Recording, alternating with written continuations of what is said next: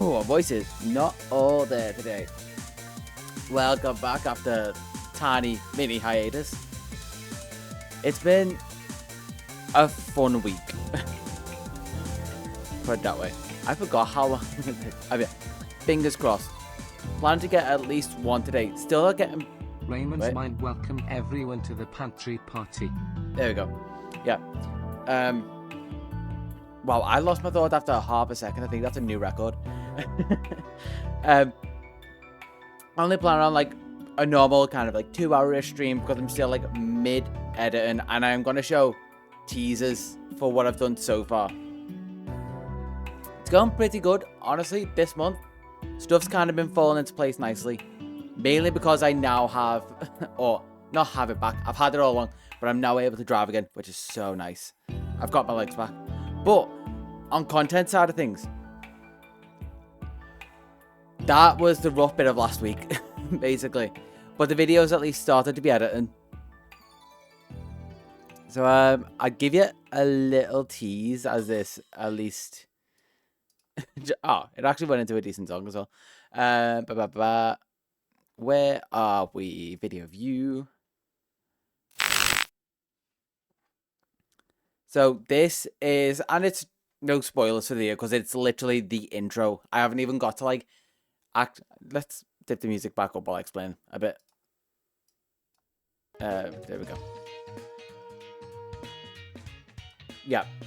So basically where I'm up to with the project, which is why I'm not doing longer streams. Otherwise I probably would like just power through with these streams.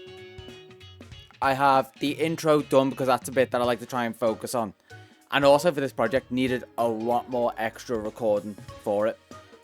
And also, what I'm doing now is editing the audio and music, so it's got like the right pacing, and then I just cut the extra stream footage to it. Add a little animations in there. But here is what I've got so far, and I'm kind of happy with how it's coming out stylistically wise, because I'm doing different stuff to what I've already done, and you'll probably notice where the changes are coming in. So, without further ado, I guess is the intro. It's like 2 minutes. It's rare for Pokemon to recognize both of my addictions, and even rarer to be rewarded for them. Number 1 is shiny Pokemon, and B is taking on pointless challenges in this children's game to make it harder because I'm too deep in to stop now. The reward I'm speaking of is shiny Meloetta, a Pokemon that's been locked away since its debut over 12 years ago.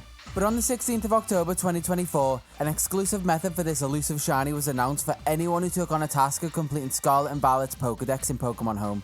The only other time this has happened is with the rare original form of Geena for anyone who collected every Pokemon from Gen 1 to Gen 8. So since I'd completed the Living Dex and collected Megaena already, I decided it was only right that I collect Meloetta as well. Now, I already have every Gen 9 Pokemon, and even all the released shiny versions. But in order to receive this reward, you need to catch and register every Pokemon available in Scarlet and Violet from within those games, signified by the origin mark, including the Kitakami and Blueberry Pokedexes as well that were introduced by the DLC. Just to note for anyone who wants to attempt this, Iron Leaves, Walk and Wake, and Petra Run don't count towards Dex completion in Pokemon Home due to them being locked behind events. That makes things a little easier, but because I hate myself so you don't have to, I'm going to be doing this from scratch, starting a fresh save in both games and seeing how long it'll take me to finish what could technically be considered a shiny hunt with the minimum required Pokemon. Outlined in the mobile version of Home, giving a nice way to track your progress towards this prize. I didn't realise how much I'd underestimated this whole challenge. With all that said, it's finally time to start this hunt, beginning with a new playthrough of Pokemon Scarlet. There's a little bit after here. Now, as anyone who's caught me live will tell you, I'm not a genius and I was working everything out as I went, which hopefully means that by the end of this, you'll at least have a better idea of how to do this efficiently than I did. And because I value your time more than my own, I'm also just going to be covering the highlights of my playthrough since we're far enough into Gen 9 that we all know what happened with the story at this point. It's rare for Pokemon to recognize both of my... That is what I've got so far, at least... Like, I'd say 80% video-wise done. The rest is... And thankfully, it is coming together shorter than the Shiny Gen 9 video. Let's give us some music. That feels so empty. There we go. Yeah, so the writing animations are literally just, they're not even animations. I literally just exactly like I do with, let's exit that out first so I can get that up. So kind of like I do with all of this. It is literally just, I will record a green screen like that and add, that is F11. There we go.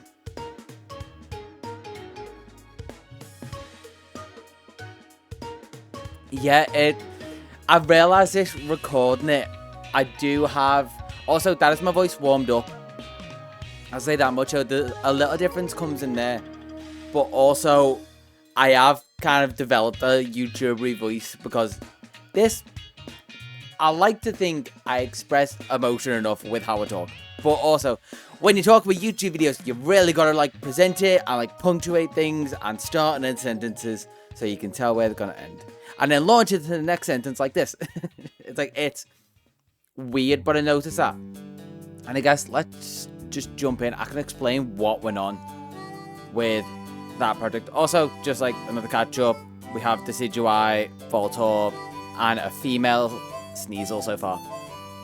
So we know what we're looking for. Let's shove you on that screen. That should be fun. And make sure everything is there. Okay, cool. We're going for literally any of them. I don't have specific targets today. Also, I've done some... I forgot. I was working, so you can see some of them are like level 100s, and Buniri can now evolve. Crobat is so close. Why didn't I get a Crobat to 100? Do I have that hard drive plugged in? I don't. One sec. Let me get that hard drive plugged in because I was working in between streams. I managed to find something. A lot of money, mainly. So if I... You can't even see it. Well, you can kind of see the 946 smoke bombs. So that's a hint to how much I did grinding. And I think everything is on hard drive too.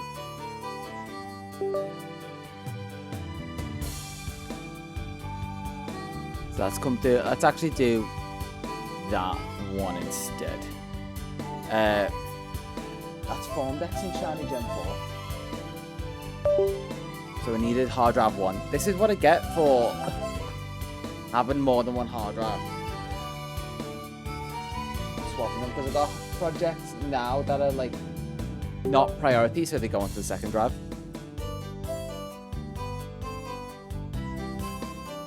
Let's minimize that one for now. Shiny Hisui, there we go. And let's just mute that. Mute, I said. Mute.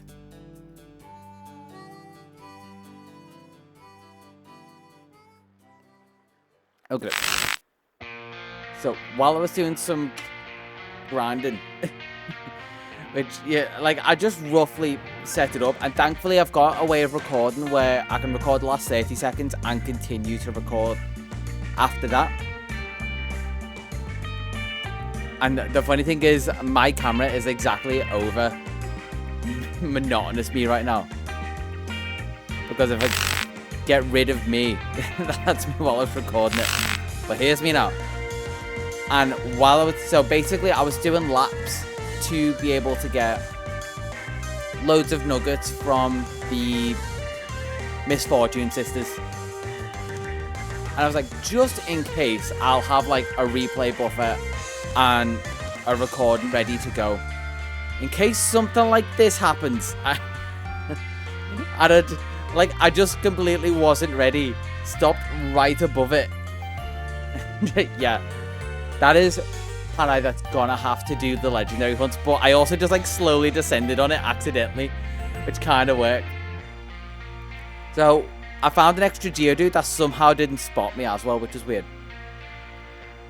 So that is... Well, I might have failed to catch it. That's an extra one. that we've got in the banks. Well, that wasn't a target. I was kind of hoping I'd find a target while I was grinding out some money. But yeah, we have that. Let's at least let it get to a catch. That, and there we go. And the nice thing with the way I recorded that is also I've got all my nice audio layers. But back to the game. Yeah, exactly.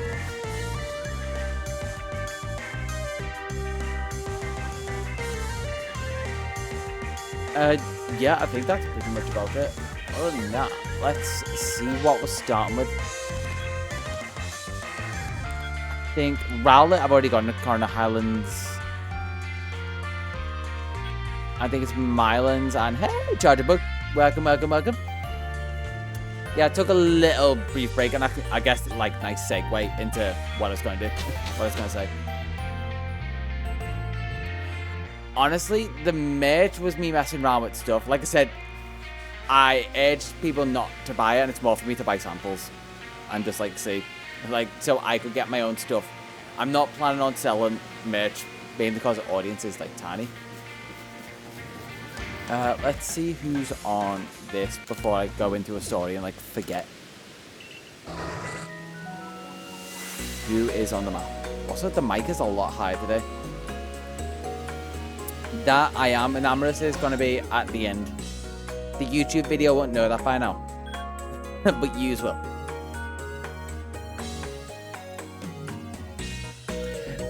Yeah, probably. Most likely you'll have like original samples. There's nothing on that map that I actually need. I don't think. No, literally nothing. Let's check the other one. Yeah, so the reason I took like a week or so. One was I got in an editing mood once voiceover was recorded, and I wanted to like power through the intro. So the rest of it was just kind of like monotonous, but not too much work kind of task. That exactly. That one mainly because it counts as from Legends Arceus because you complete the Arceus Dex, which also counted as from Hisui, which by my origin rules. Ooh, yep. The music is loud because I allowed it for the video. There we go. Should be back at -12. Thank you. Same with Manaphy. Manaphy counts as from Sinnoh. So that also counts towards my living dex. Unlike Meloetta, which does not count towards my living dex because it's from Paldea. Annoyingly. Yeah, kind of main reason I took the time off was my voice was very shot. Because I was a bit of an idiot. And my voice is still kind of like a little shot. Don't talk to Munchlax. Yeah, I do need to like practice voicing a bit more. Although it was like, sorry, just checking. Don't need Rowlet. Need Sneasel. No, I will go a little bit into why my voice was shot after I remember Celestic Ruins and down, or like one below the satchel. Okay.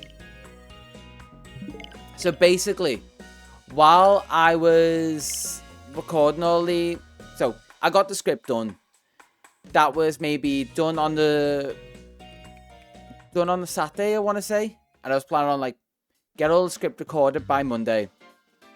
And then I can stream Monday, get back into the swing of things. That was the plan. But by the time I finished recording the script, which was, like, 2 days of work, because it's... The video at the minute with no breaks and everything, or like minimal breaks in the voiceover, was 1 hour 22. So you can imagine all it takes in between that, plus like all the gaps that needed to like refresh myself and whatever. Took about 2 days. I exported it and then went to bring it into the project, start cutting it down and whatever. I checked the audio. And idiot me, because of the way, so basically I was, just for a bit of reference, I don't know if you'll know the software or not, I was recording it in DaVinci Resolve. Also, I realized I should put a marker on it. That actually helps a lot. I was recording it in DaVinci Resolve, and the default options when you're recording in that, basically, I had to check that. That was cruel. I forgot that was a thing for a second. I was like, that sounded so close, and I was like, that sounded a little too close. That was such... You know what? That is... I've just realised your best time to get me when I've just come back off a mini hiatus. Genuinely. I think there's a Rotom outbreak down here. Yeah, but none of them. So yeah. Basically, I have to mute the track so I don't hear myself back like a half a second later, and it's like a speech jammer type thing. Let's... None of these are shiny, so... And these are the other ones. Also, I need a male, so long leaf is what we're looking out for here, if one shows up. So yeah. God, my voice is still kind of a little shot, and it's been days since. I've also got to remember... Smoke Ball... Globs, Jet Balls. Get myself set up. Throw that there. Focus for a second.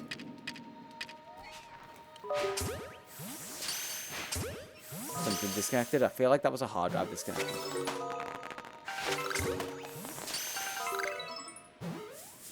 I wonder if there's gyro aim in this. There's gotta be.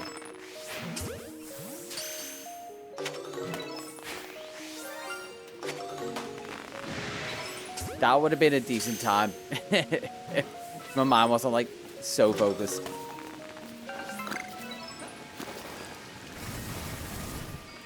But let's... God, the jet balls I realized cause issue when you're like this close. You need to at least be like a step away.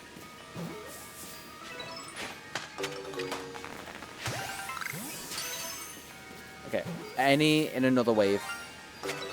I saw that going. Okay, they're gone. Okay, none in that, unfortunately. Let's save some items and restart.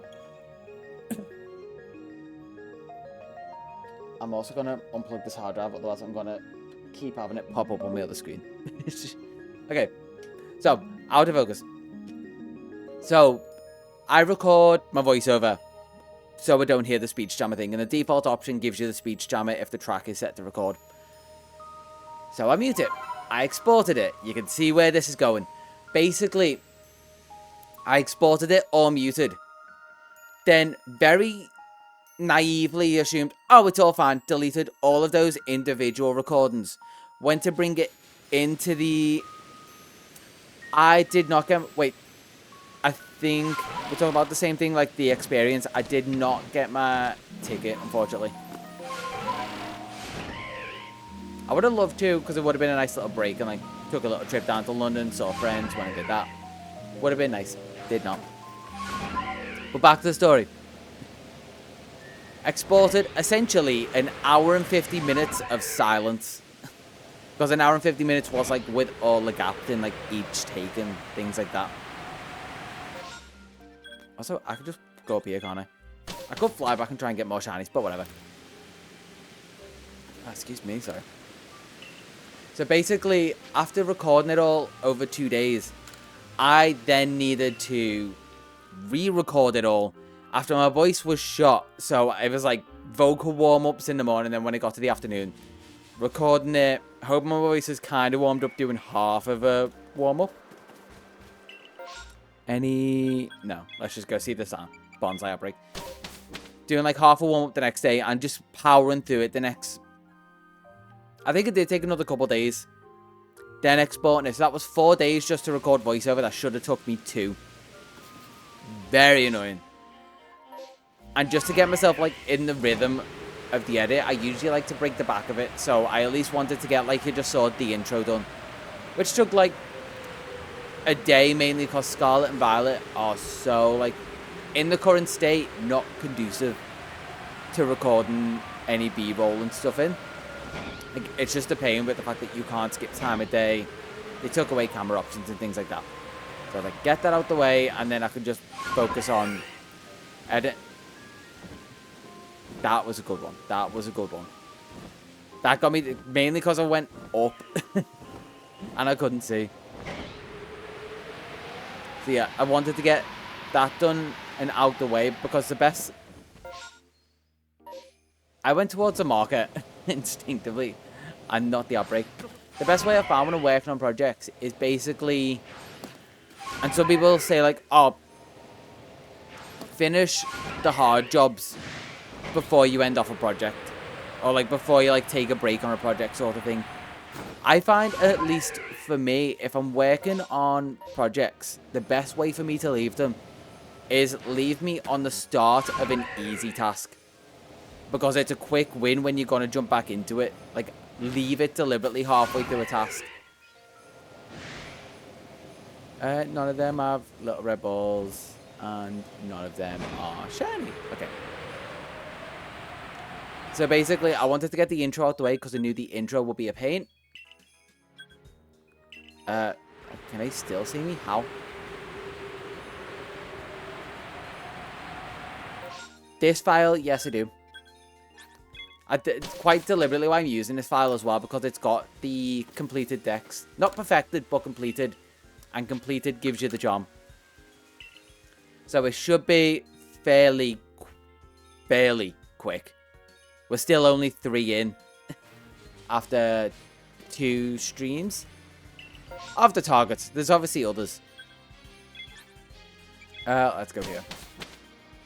So yeah, basically that's where I'm up to. And right now I'm just chopping down all of the audio. And I want to say it should be like a week or 2 before it's out. But also, life is going like 90 miles an hour at the minute. So there could be breaks that are... Not breaks. Subtly put on breaks. The projects might slow down edit-wise. We're still going to try and get out in like the next couple weeks. Hopefully. It's like, ooh, okay.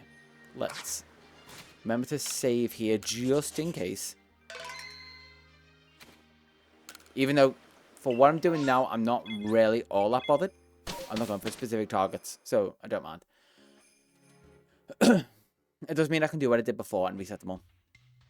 So yeah, that's just where things are. And things are fun.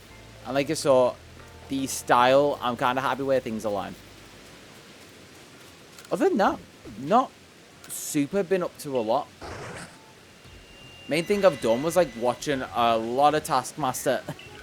And Scyther could be good. It's definitely got a second wave.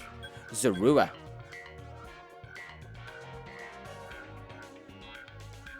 You can, I think that includes perfected dexes as well. So Zorua there and Nat and Scyther by the lake. Ooh. Also, I need to remember, because I can get thumbnail bait. I did put this like right at the start. Coffee like flicked up into the mustache. I did put this right at the start, but Paneyerewind can't evolve. Yeah, I forget what the odds are with like complete entries, because I know that's also a thing. Like the odds go up with each stage, so normal, then complete, then perfect. I think it's still like the 200s for the complete entry or something like that. Yeah, we are gonna get thumbnail bait. Who wants to see shiny Paneyerewind evolve into shiny Lopunny? I love the animations in this. So good.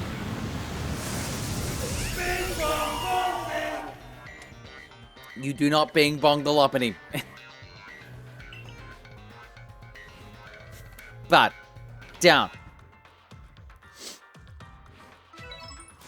There we go. Save that. I can at least put that in the thumbnail because I just got it. If I find nothing and it's not a productive stream, there's still a shiny for the thumbnail. So, Zorua in the middle of the map. Lopunny down the bottom.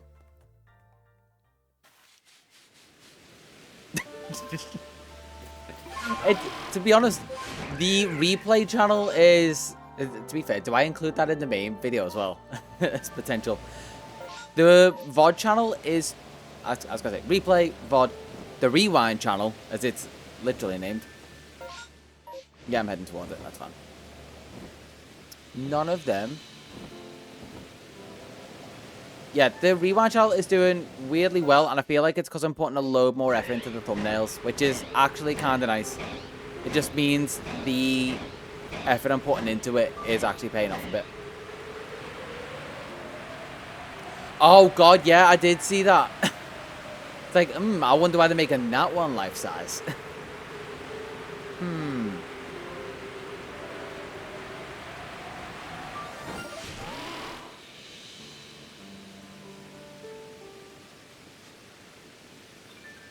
Why is it? Why is it good? I can't see it. I heard the sound. No, yeah, that wasn't used. It's not on the side. But go back. No one had it. Wait, did I check the cliff? Radiate barrier. I didn't actually look up the cliff.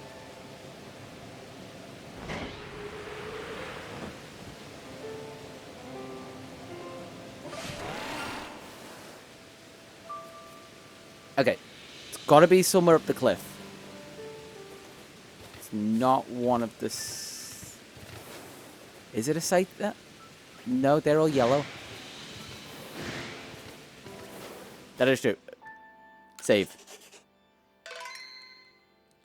Okay, not that it makes a difference with how they spawn, but...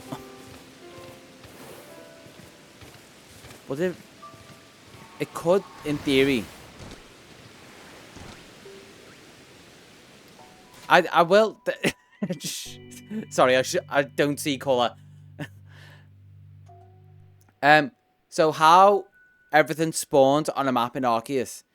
Everything when you load in is determined exactly where it's going to be. So if something is shiny on a map when you load in, if you hear the sound and sparkles, but then walk away and go back, it will be the exact same Pokemon. So that's why I could go back and still hear the sound. But my best guess is that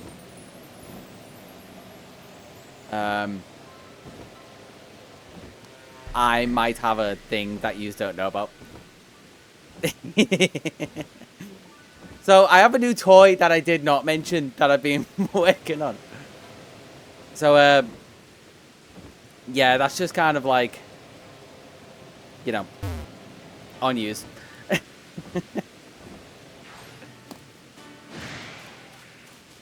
I also think I'm done on this because I'm very distracted. Basically, yeah, God of War plush. Who's getting that? Why is it crusty? Basically, yeah, no, I'm resetting because I'm way too... Oh, it is a star one. I'm going to go do the Scyther one. But the same thing I've got for music where, like, I just select a folder with folders in. I could No, I've already set it, so that wouldn't actually work with the way these spawn in. Because I saved right before it just for the bit. But I'm glad I got to get used for once. It's a two-way gaslighting relationship we've got going here. Is it going to be easier just to do that? It is actually easier just to do this.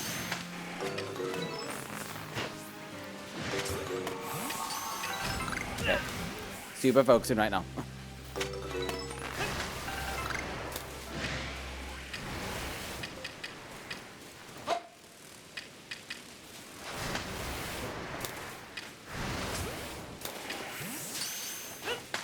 So much.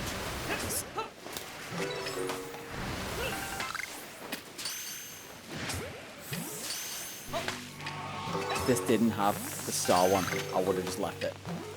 But I'm glad I figured out this method of just like powering through aggressive spawns. that should, if that stays in, be a wave done. A new horde's formed, but I can't see it. A cleaver wave.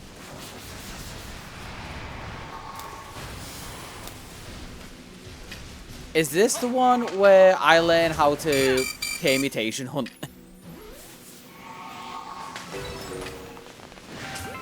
Potentially.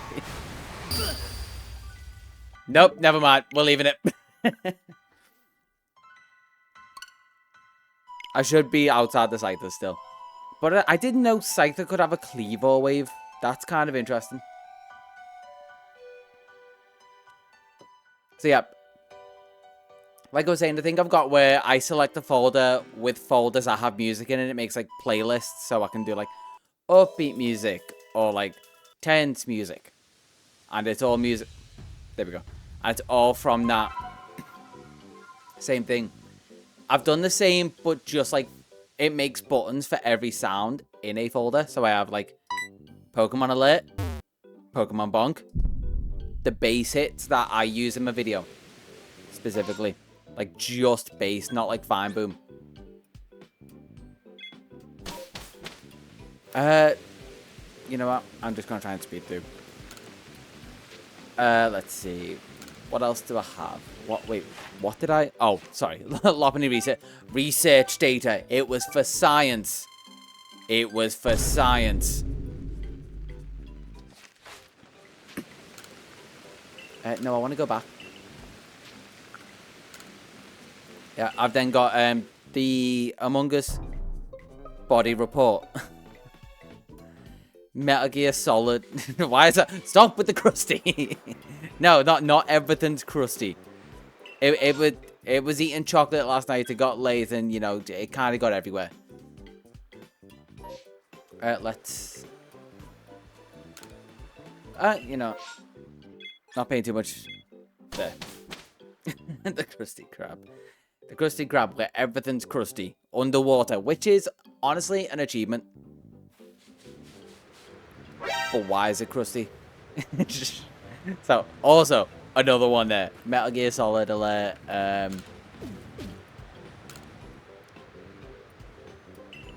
Oh, that's 5 gone. I forgot to put that one in. It's just like the Peanuts talking sound. Any useful ones here? Because Zorua could be useful.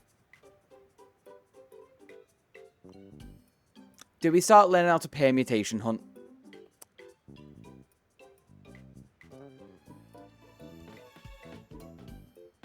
Because I kind of... I don't know if I've got the effort. No, you know what? I'll learn properly how to do it and then explain it on stream. That'll probably be a better way to do it. So yeah, if I'm ever talking to anyone like hearing or playing a game and people just won't stop talking and I'm not paying attention, it'll just be like...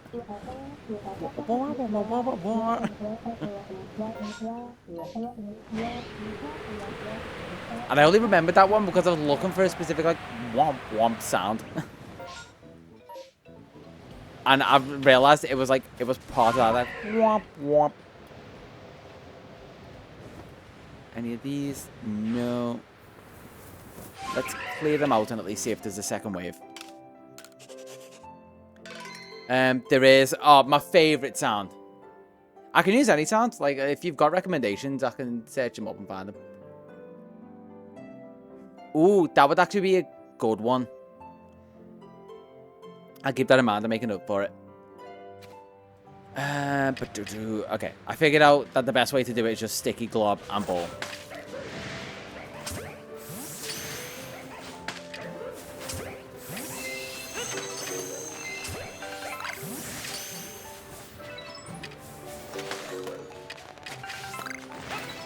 Need to get the right way.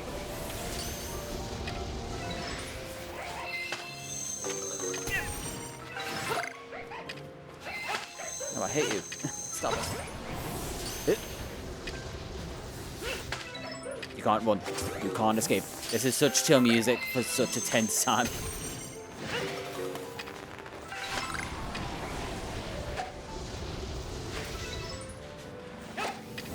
Okay, annoying.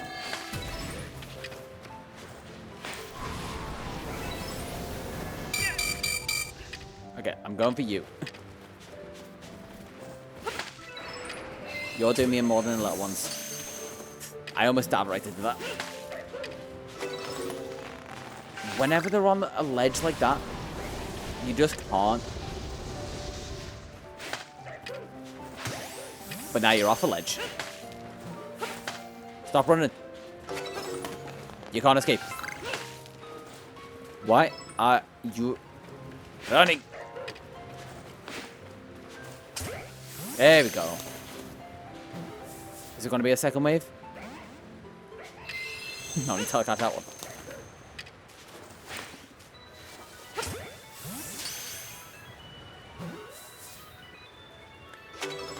Yeah, the green one basically just stuns them and gets rid of the Rago. So, yeah, exactly that.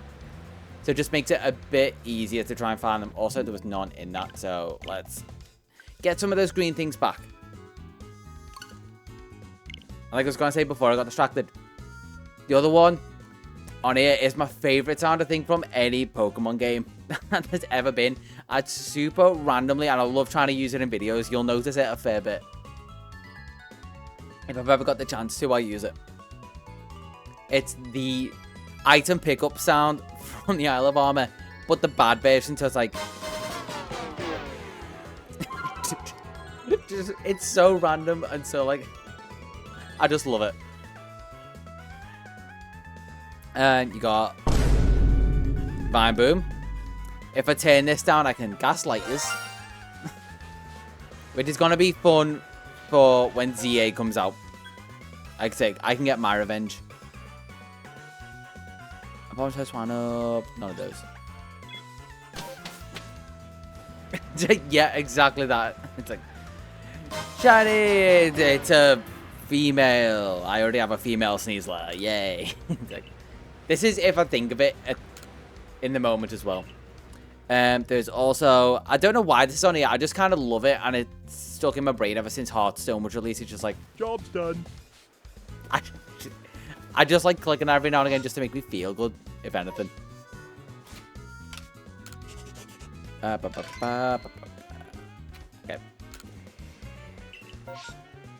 Let's go to you. You've got a... if your pillows and your Pokemon start getting too crusty, you get a horny bonk. I've got the generic that. So I can have a good one and a bad one.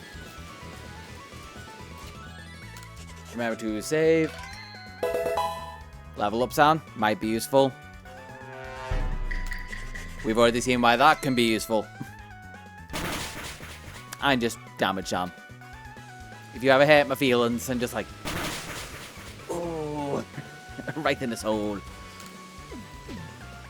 5, I got there.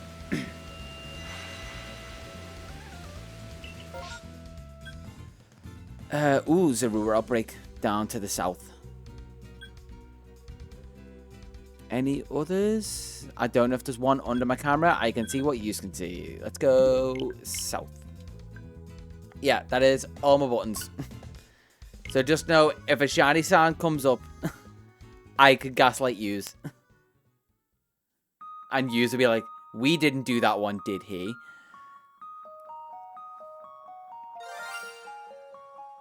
Just like that. Just like that.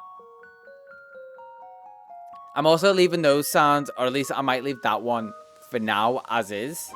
The other sounds are going to go up in price because the relics, they can be heavily abused by anyone who just comes in for like a second. Yeah, we get a nice dynamic to it. At least, like, if you start gaslighting me too much while I'm playing ZA, I can get some payback at least. And if there's a back and forth, it gets more fun.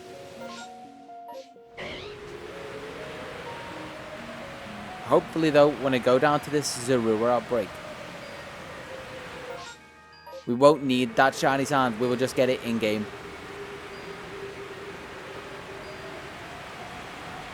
You know what? I kind of want... It's too chill for the mood I've just been in, like, editing. Okay, none there.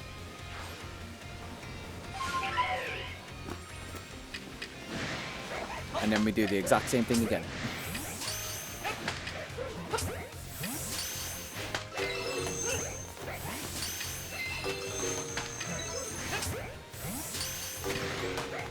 We haven't heard the sound yet.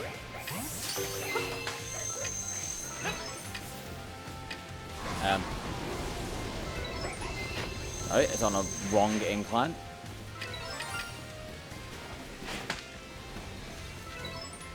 The only way I knew that wasn't one was the fact that I hadn't caught when you had to have a new spawn.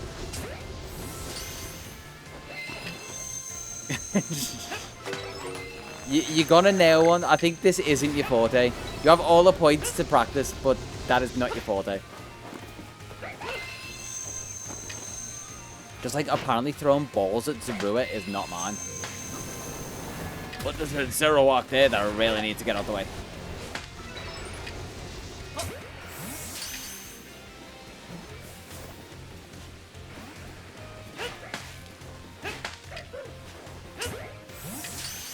Yeah, you did charity on the other stream, didn't you?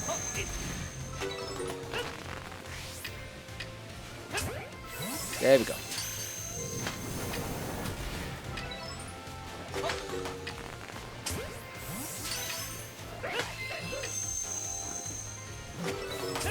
I'm getting better at doing it. I think also because I've played a bit more like PLA off stream.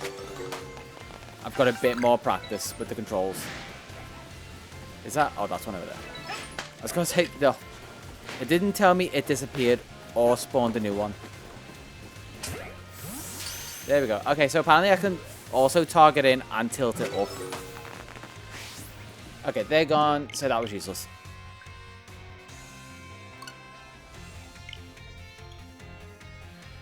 Come on.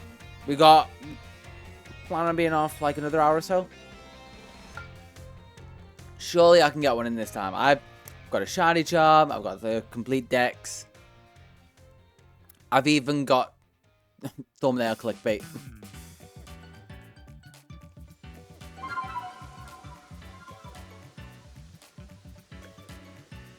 I'm gonna... Okay. Just thinking for like when I upload this to the VOD channel. I'm actually going to be a little upset if including Lopunny in the thumbnail helps videos do a lot, or helps the VOD do a lot better views-wise. Because, like I said, recently, the videos have been doing, at least like for the Hisui channel challenges, like 100 or so views. And for the VOD channel, that is very weird because like 70 was a lot of views for like a Duraludon hunt before this. And I think one of them's got like 250. If it gets like 1,000 views or something on a VOD just for the sake of Lopunny being in the thumbnail, not going to be happy. I might have to do it more, but I'm not going to be happy doing it.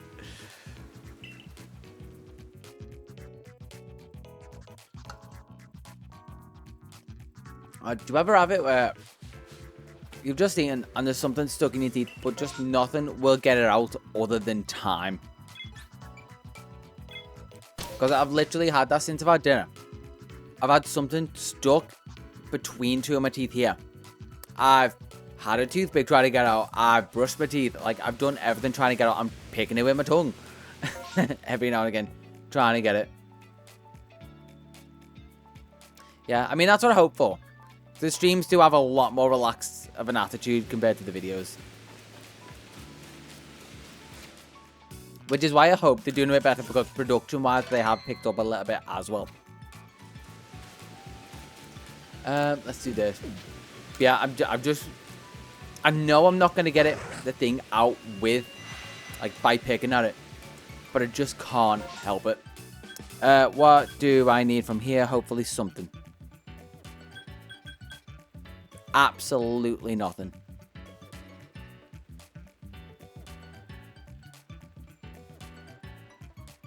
For the sake of maybe having an elective I am going to go check that elective one.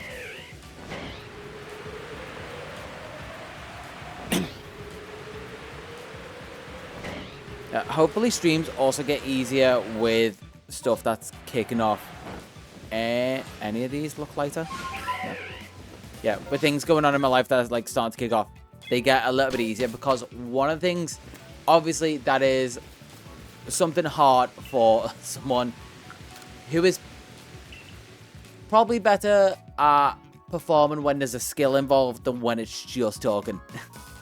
It's just having things to talk about, which is also why I don't like stream every other day unless I'm going insane doing the Meloetta stuff.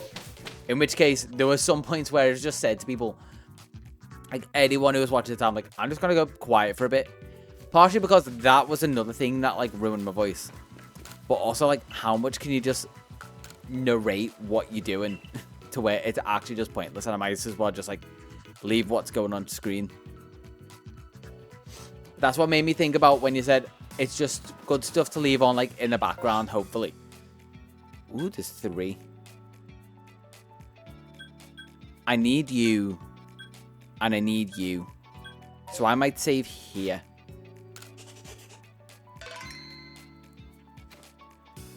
Yeah, unless stuff's been going on that the other minimum thing is I need to find it interesting, otherwise I just can't talk about it. I'd just be like, oh, here's the story, and then that's it. I don't care about it. I'm not enthusiastic. I can't go on about it because I honestly haven't given it any thought.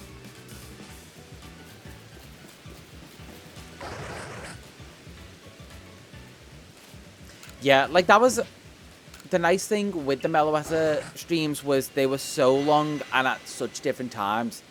Different people were dropping into it. Lava could be a great one. Immediately distracted. Ooh, Gumi as well. Lava, Gumi. What camp is that? That's a diamond settlement. Mylands camp up to the right, and then south of the Mylands camp. Excuse me. Yeah. Having different people like drop in soft orange goo, and then it evolves into a steel dragon. Just so different. Also, weirdly different, the fact that they give it to Sliggoo and Goodra, but not Gumi. Like, so if I need to also hunt 2 of them. Yeah, it gets hard as it gets older. It's like a proper cockney fella. Just gets hard, bruv, it doesn't it? But yeah, those streams are fun, just like having different people drop in and like being invested in what we were doing. Yeah, that is one for the Discord channel. Yeah, the only...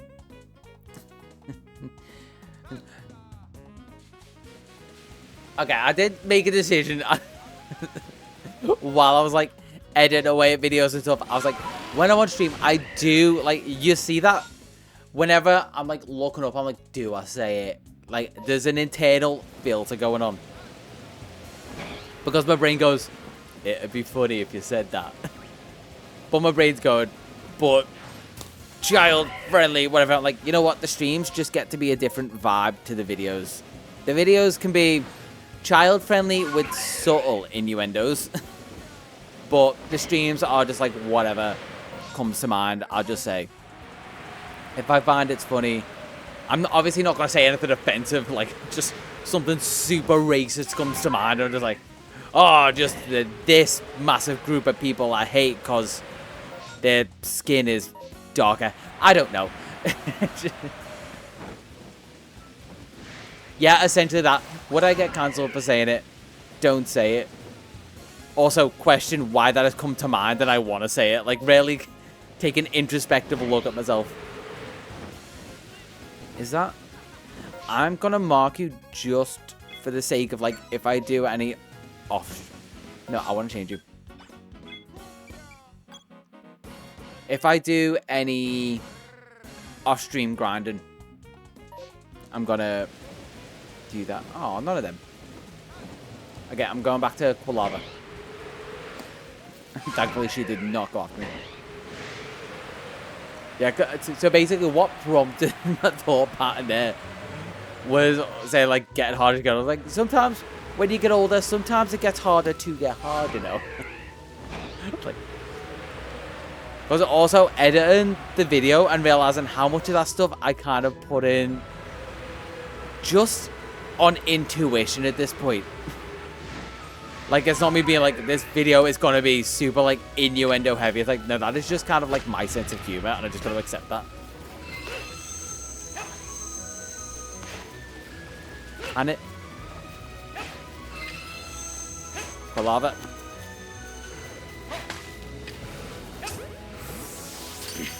Like, think in the Indigo Disc video when I was just constantly doing the innuendos for going deeper into the crater. Like, that sort of thing, but super unintentionally, and realizing how often I did it while I'm editing the voiceover is kind of ridiculous. Like, so many things can just be misconstrued. Okay, I'm giving up with this.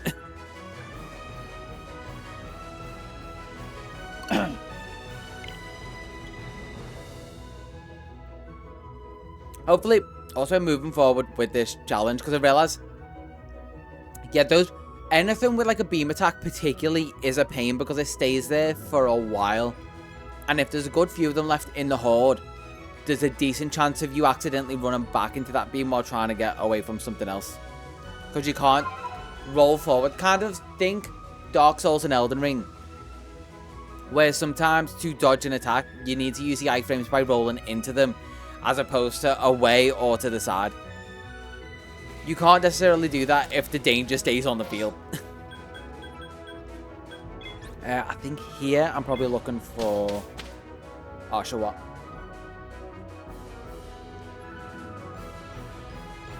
But yeah, streams moving forward, I'm going to try and stick to like every other day. It is one of the things that I do want to... I think I've mentioned this before, but like Elden Ring or Dark Souls. Bloodborne looks fun. And also Black Myth, style-wise, looks fun. So one of those two I want to try and jump into at some point. That might be like off stream and I just edit it together and it goes on the PaneyePlayers channel so that I can finally have a video. Bergmite is the only one here that I need. So I was realizing the plan for the Plays channel was like, I'll do stuff on stream and just cut them down and they can be videos in their own right on that channel. And the first one was going to be like, I would just play like Lego Star Wars or something, like chill, like between Christmas and New Year and stuff like that. Square one. I mean, I guess. I do have to go through and do a load of those, like, emotes better. So I could always go an update one. Swap it in. We can do, like, sets of emotes per stream, and you get to vote on, like, for the stream, what emotes are active. And I do not remember. I remember roughly Bergmite is to the right there. But yeah, also the fact that I've been playing Halo with my friend, which is we like try and jump on every Wednesday. Because he lives in Bristol, I obviously live in Liverpool. But we met in uni. So we try like at least once a week, jump on, play games, have a chat, catch up and whatever. I'm playing Halo and kind of realizing how much I wind up and just have fun doing that. And kind of the dynamic we've got, I was like, that would be great to record. I was like, but he wouldn't do it on stream. If I could get him maybe into the mindset of like wanting to do it off stream, because he also, I think I've mentioned this before, he wants to start YouTube. But you say cute, he wants to literally throttle me. I wish that was hyperbole. He will probably happily do it. You're friendly. He's just not very much... He doesn't want to live stream. He wants to do it like Let's Play wise. Think of like Game Grumps and things like that. Although I have recently gotten them into Dug Dug, and now he's sending me Dug Dug clips, which is amazing.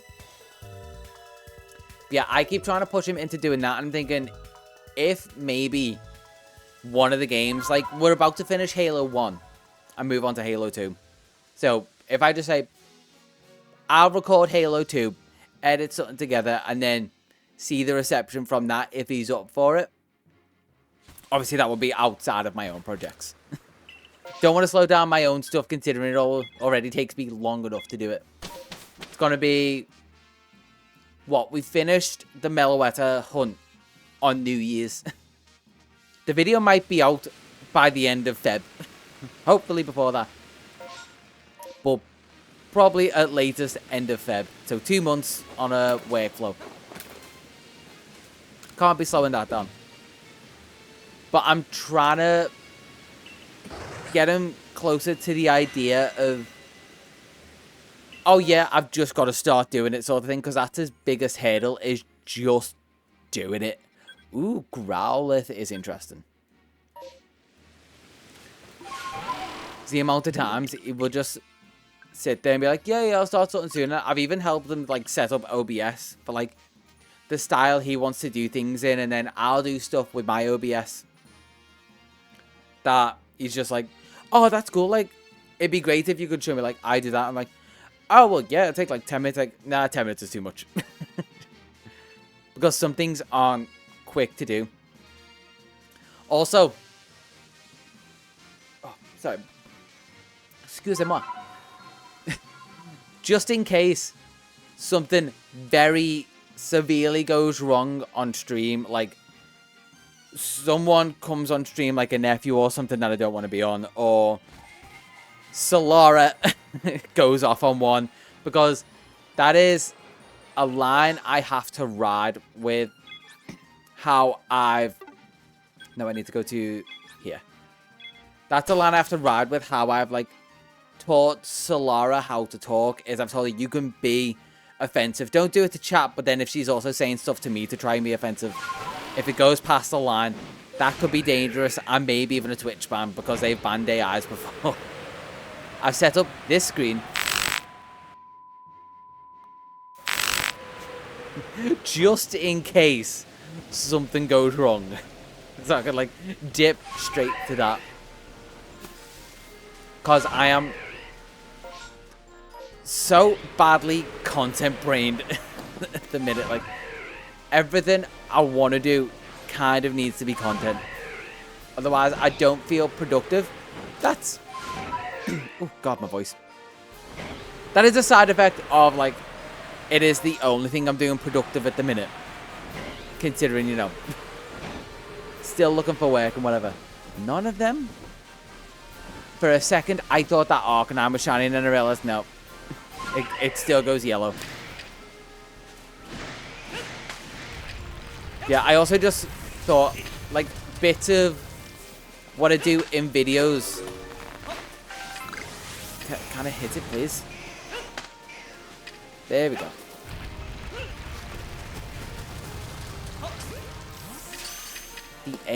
Its aim for locking on is absolutely terrible.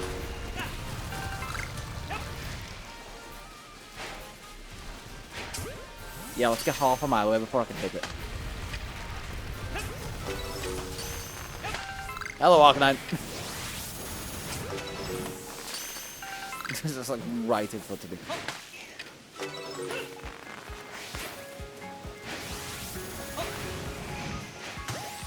There we go. Jesus.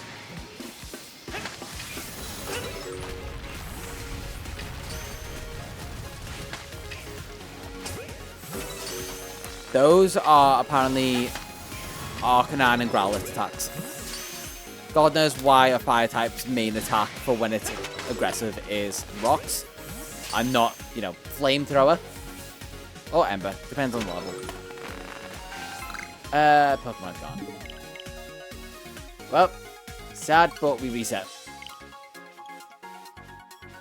Is there anything else I've done kind of content-wise? Not content-wise, but like game screen or like stream-wise. Yeah, we do need a bit more shiny look. Thank you, thank you, thank you.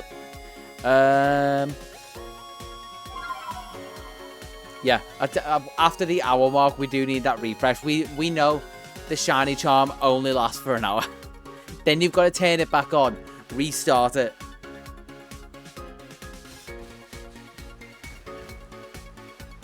It's kind of like a computer. You just need to like turn it off and on again every now and again.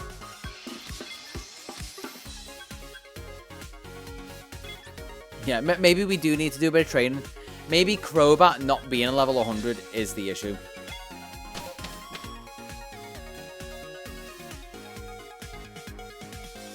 Oh.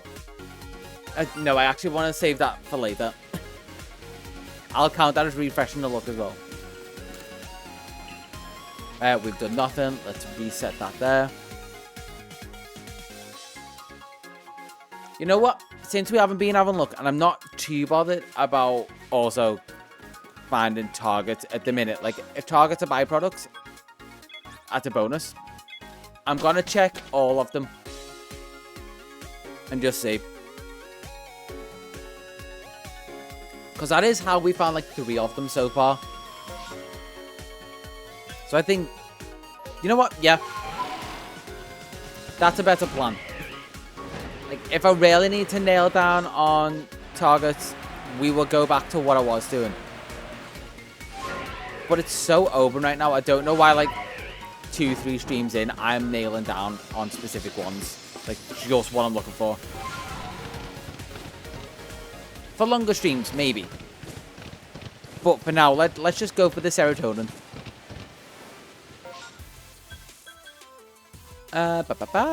South we go. We also need to learn more of the shinies. Because I can't tell you what East Shelos's colours are. I can tell you the difference between East and West Shelos, but no. And I only know West Shelos's shiny colours because I found it. Is it below me now? No, it's further down.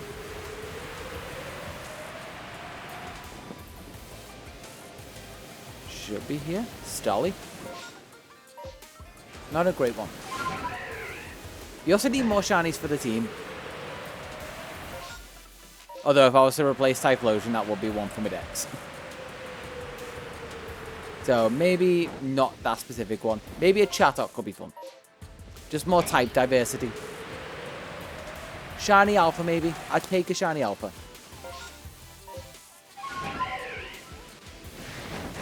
Or a Shelper as they call them. Jesus. Honestly, I get...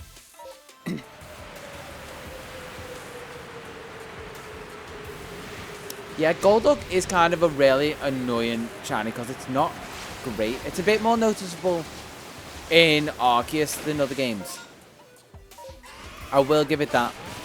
But my one I've got in Scarlet and Violet, kind of super disappointing. None of those. Although it did not give me the outbreak, and my brain can't let that be. There we go.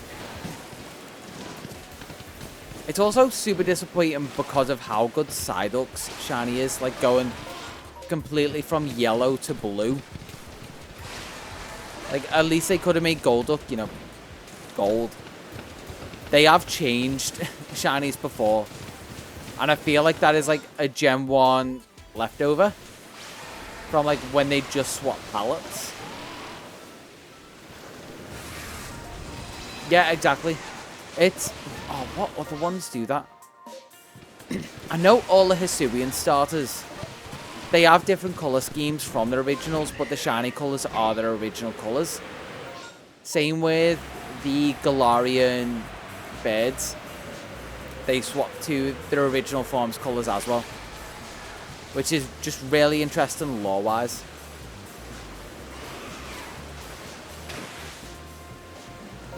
I'm not gonna see.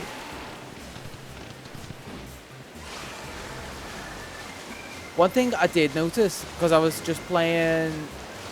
Oh, what was it? I was going through Let's Go. Just doing the league for a bit so I could buy more Pokeballs to start hunting... I want to say Pikachu in that game. Hunting Pikachu, both forms, getting enough to get both forms of Raichu, then also saving all those Pikachu to trade for a Alolan Raichu. Which I can't remember if it has a gender difference or not. But yeah, basically planning that hunt and like just getting some money, getting Pokeballs and stocking up. And all the sorts. Because I've got... Oh, come on. That's been so good. I'm going to come back for that one.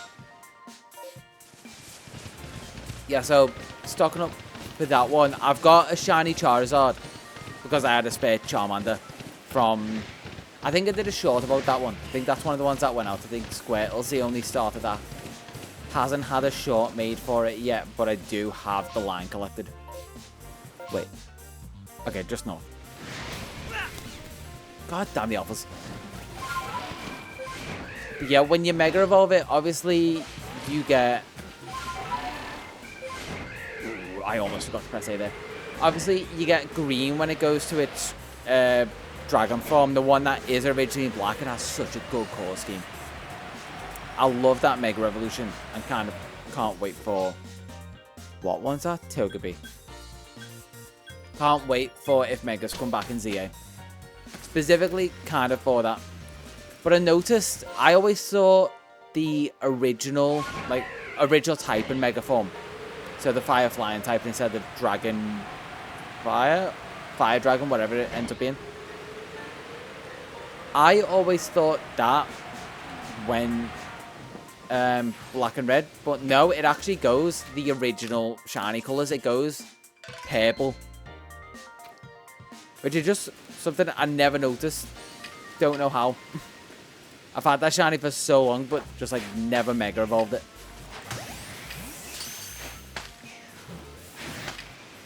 Other way.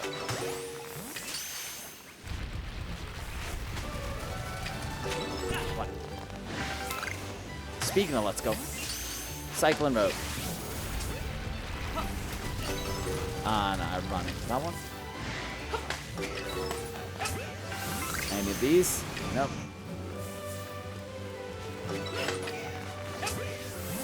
I'm really let down that they're not doing a Let's Go game, like Let's Go Johto. So I know they haven't outright said they're not gonna, but they've been pretty vehemently just like behind the idea of like, no, we kind of don't want to. It was like, oh, it was a one-off. But we'll kind of see where they're going to go for the next games. Because we might get some idea. Apparently there's going to be like 2 Switch announcements. There's going to be the one we know about in February, which is going to be apparently Switch 2 related. I've been trying to avoid leaks, so this could all be hearsay. I'm just trying to guess from, without diving immediately into leaks, what's happening. But apparently there's going to be another one in Feb that's going to focus mainly on like the last legs of the Switch and what's going to come out and things like that.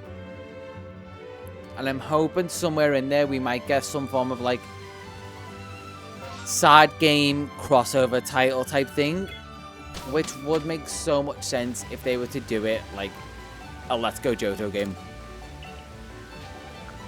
Very selfishly, because I want to be able to hunt all the Gen 2 Pokemon on Switch. I don't want to have to go back to one in... But what is it? 1896? 1496? God, don't do math on stream. This is a cardinal rule for a reason. Double 96. 180. 8192. Yeah, that sounds right. Yeah, 1 in 8192. Because there was no shiny charm in those games. I could RNG them, but RNG in every Gen 2 Pokemon feels bad. Like, I don't mind doing it for games where I'm not doing it for my living decks. I'm just doing it for the sake of it. So, like, I've got my copy of Diamond that I'm doing that with. I think I'm not even, like, far into that. I might just about have the Bidoof line. So I've got the Chimchar line, Starly line, Bidoof line. That's it. Nope. All these Mothim are just, like, naturally there.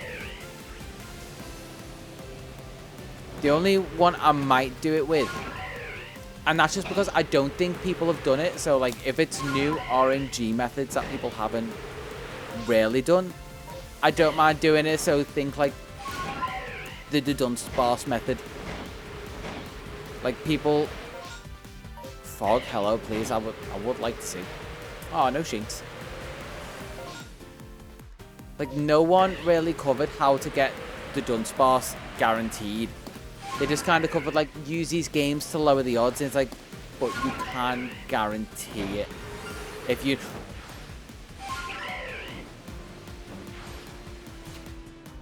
Okay. We have one, at least. It happens to be, funnily enough, what Chargerbug posted before. We found an XP sack, which the amount of times I've spent trying to, or just training in this area and not found one. I'm surprised it didn't already pop up. It would have been nicer if it was like the Alpha Blissey.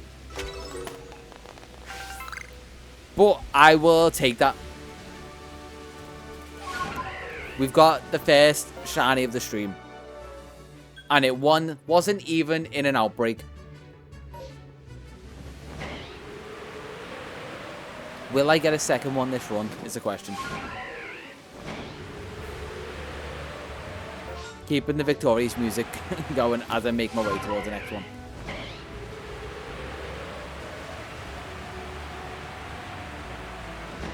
I wouldn't mind. I only very barely heard that. Yeah, more shiny Chansey even after. I did end up. I think I posted it. Was that an Abra outbreak?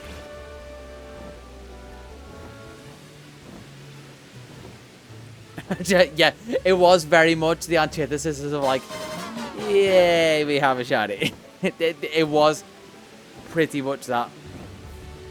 But yeah, I already posted in Discord that I found the Happiny in Mr. Backlot. Is it Mr. Backlot? Yeah, in Mr. Backlot's thing. Which can be from Sinnoh because there's no other way to get it. No Weasel there. Okay. I think we've very much lost the victory from there. But we still take it. A shiny's a shiny. And it's an XP sack, so we have a shiny XP sack.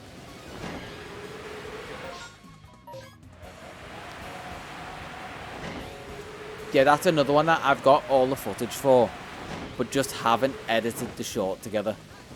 Is that the outbreak, or is that just... Apparently, outbreak of PaneyeRe. No more Lopunny for the stream. I know, sad times. Okay, let's head towards the island, I guess.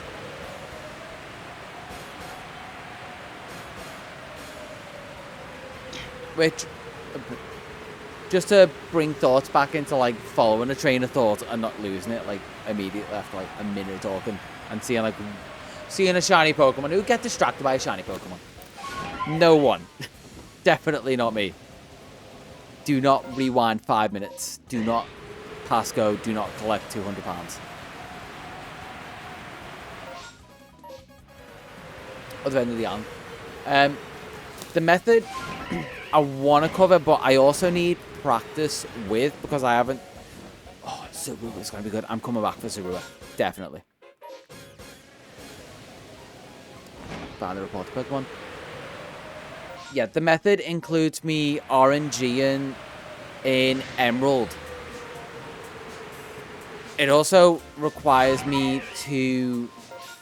Which Emerald is apparently a great game to RNG in because... Especially if you've got a dead battery. You're kind of stuck on an initial set seed. Because Emerald was coded weirdly where it used the same seed and did RNG from there.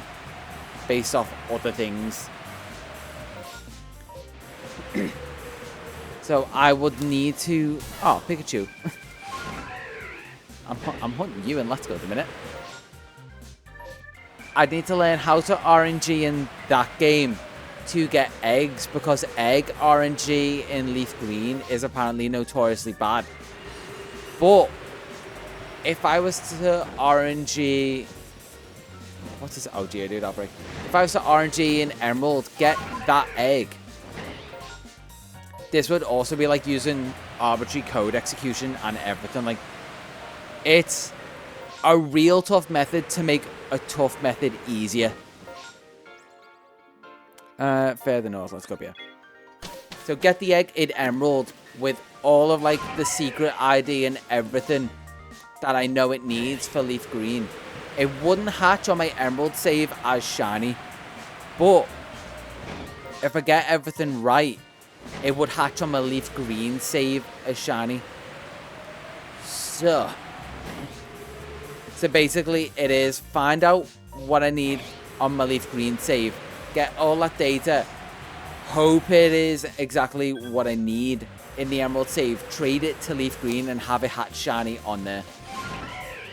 Which I don't think anyone has done, which is why, again, wait, was one of those looked purple, but I think it was just because it was in shadow. No, the purple was a tree. It wasn't even a Wemple. It wasn't even the outbreak.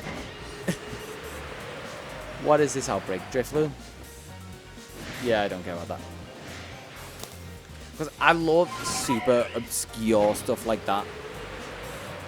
Also, I want to put feelers out. So, like, while I'm doing Ripton and that, well, actually, no, because I'd want to do it, like, I could do it in 2 streams, I guess. But I'd kind of want to do it in, like, 1 big, long stream. I was going to say, what Pokemon have I caught? I've caught a level 41 Pokemon. That's all you will ever know. Nothing's there. I want to know if anyone would be up for me, like, completely breaking Pokemon Yellow. Because I know how to beat that game in 4 hours. I think that's my best time I've done so far. I also know how to catch every Pokemon available in those games, or in that Generation 1, within those games, within that singular game. No trading, nothing. So if it was a case of, like, I think for my speedrunning it, but also, like, doing a dex speedrun sort of thing. So it's like, it's not like an any percent, it's like any percent plus.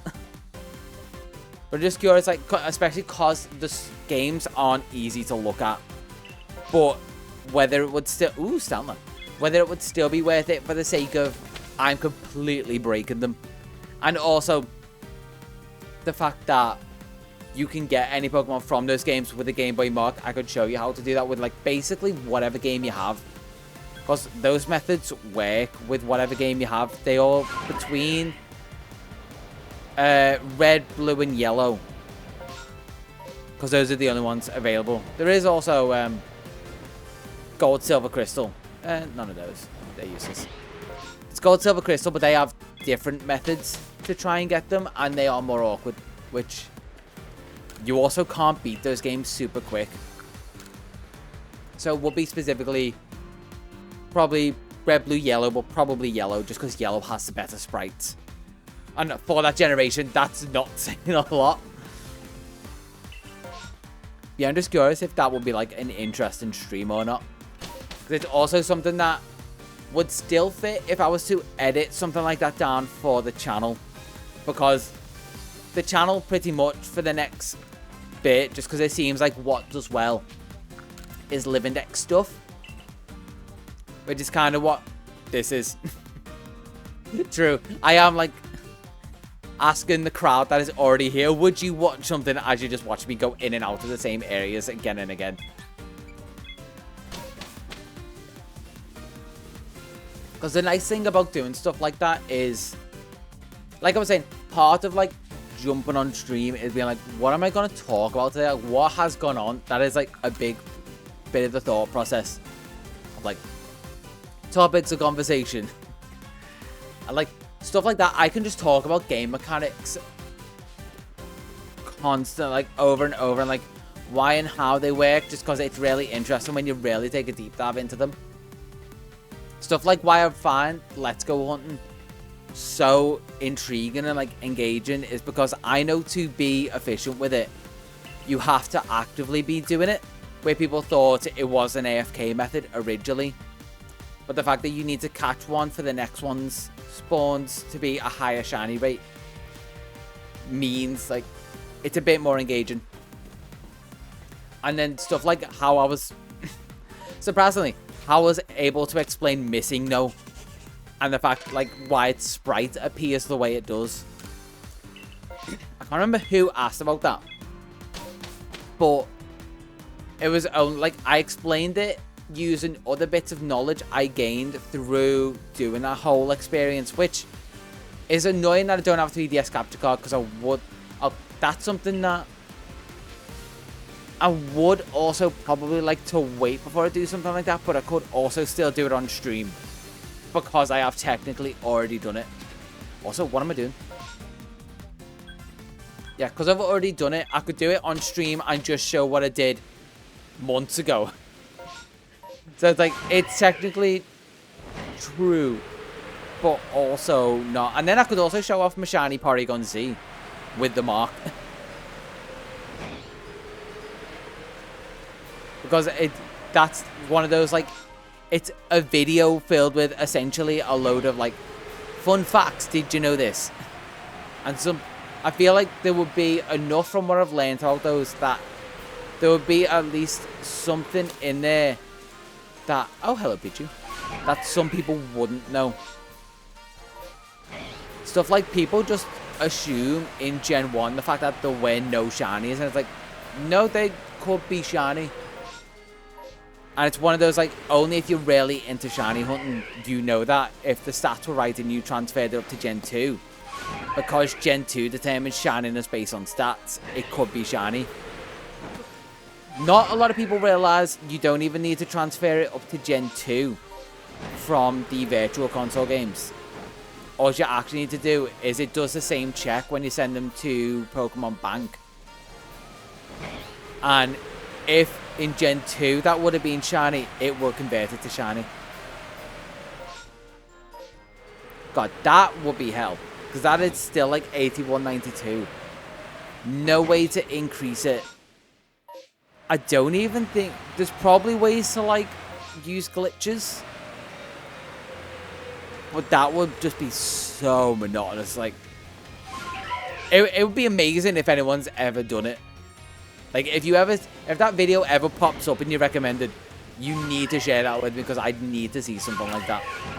One, because whoever's put that together, if it's done well, that's script writing genius. And I have such respect for that. I feel like even some like the full-on shiny hunters, I know, like the main one I think of when it comes to stuff like that is like Absol Blog's Pokemon.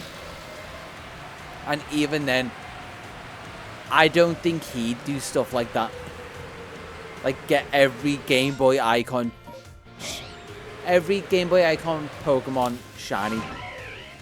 For a second, I thought that Abba was a shiny Luxio for a minute. I only just realized how close those shiny colors are. Because I know that is definitely possible to, like, alter them to be shiny. But because they need the stats, that is the main thing that gets off. Because you need to do that on, like, a per Pokemon basis, I think. It's either that or, I mean... Okay, now I'm thinking out loud. I need to do research into that and, like, how Gen 2 determines shininess. Because if you get the same setup, technically you could make any Pokemon shiny. My main thought is from how you make a legitimate shiny Mew from those games. So it needs to have, like, because there was only one shiny Mew event, it needs to have a specific trainer ID, a specific set of stats so it can be shiny, and so on and so on. Things like that. So you alter it perfectly to be shiny. Just like the Burmy from Nish Tree. Or Combi. An Alpha. That would, like, just think if that came right. That would have been absolutely stupid if I called that randomly seeing a shaking tree and stopping.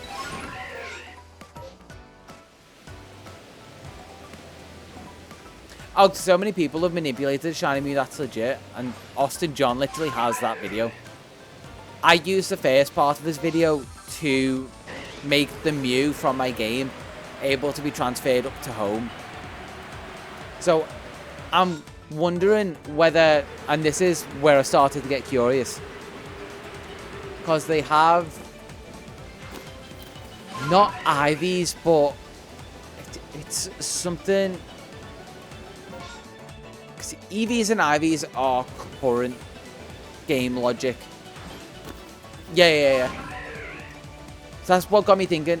If there are setups to do that, if you disregard the fact that you'd have to change the trainer name, which I think is why most of it is so heavy. Like, if you could get none of those, if you could get a simplified setup, and all you needed to do was change your Pokemon's, like, I think it's AVs. I think that's what they use for Gen 1 before they change it to EVs and IVs. If you only have to set them to the same values for every Pokemon, then logically it would be a lot easier because you wouldn't have to alter the setup per Pokemon. You'd only have to learn the setup once, have everything there, and then once you've, like, if you were to create a workflow for it, trying to really be efficient, catch every Pokemon you'd need, so create your Living Dex. Then just for all 151, or there's a few gender variants in there, which you'd also have to account for, so you'd maybe have to have, like, female shiny and male shiny setup, so you might have to have two that you use. But logically, once you've got them, you just chew through it then, and it would just be like a marathon of doing it. That's where I'm coming at it from. So if the logic is that could be a funner long-term project. Also getting all of Gen 1 out the way, which would make all the Gen 1 hunting I've done up to this point completely useless, funnily enough.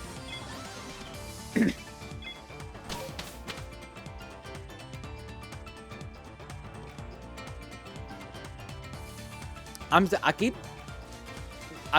back to this thought a lot, which means I actually really want to do this video if it is possible.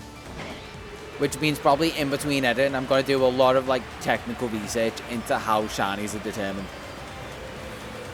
Then try and find a setup for it. Because altering the stats isn't the easiest, is the thing.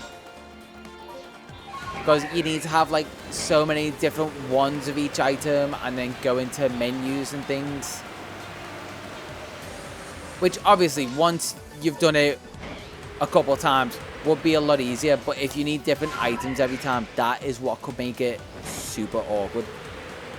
And just really put me off even wanting to attempt it. Because the whole Living Dex part of it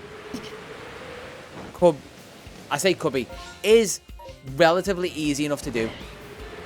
That is just time to do it. And also, if anyone's ever struggling with making a Living Dex in those games, there are some tricks that make it so much quicker and easier. Excuse me. Like, the trick to catch the 1% spawns in the Safari Zone a lot easier without the risk of them running away. And I forget what the glitch's name is, otherwise I could tell you what to look up. All I can tell you is, from vague memory, it includes a catching tutorial. And what you've got to do is go to the zone in the Safari Zone where the Pokemon you want to catch is. So say, like, it's the Scyther in the first zone. That's a 1%, and obviously super hard to catch. Bit of a pain. So you go there and then you exit, and that was the last encounter table you will have had. So that'll be stored in memory.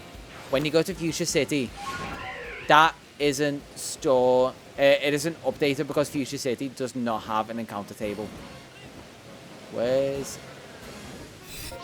Togepi would have been an interesting one. Yeah, so when you exit into Fuchsia City, it doesn't have an encounter table, so it isn't updated. Then you go to Viridian City, where the catching tutorial is. It still isn't updated. You do the catching tutorial, which is the start of a good few glitches. It's the start of the missing no glitch, for example. Which also kind of works off the same way. Like, it's just calling different information. Finneon, and not too bad at all. Oh, don't jump off Basket Legion yet.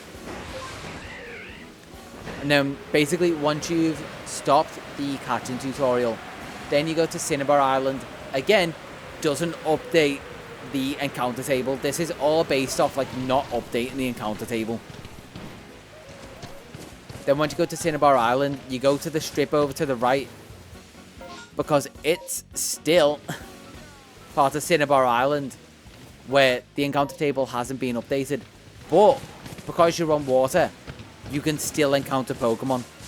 That's the only reason towns don't update the encounter table, is because they don't have, like, water or grass that you can get to. So think like Fuchsia City with the Safari Zone. There's water in the city. There might be grass, but I could be remembering that wrong.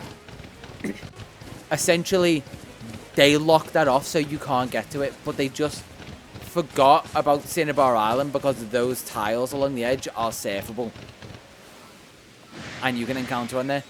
So basically, you, by that point, have the first area of the Safari Zone's encounter table and can encounter the Pokemon from that encounter table outside of the Safari Zone without the step limit and without the mechanics being changed so that they can run away. So it makes 1% encounters a lot easier to find and way easier to catch because the catch rate is usually really low. So think about the likes of like Kangaskhan is particularly a pain. I think Chansey is available at least in other games,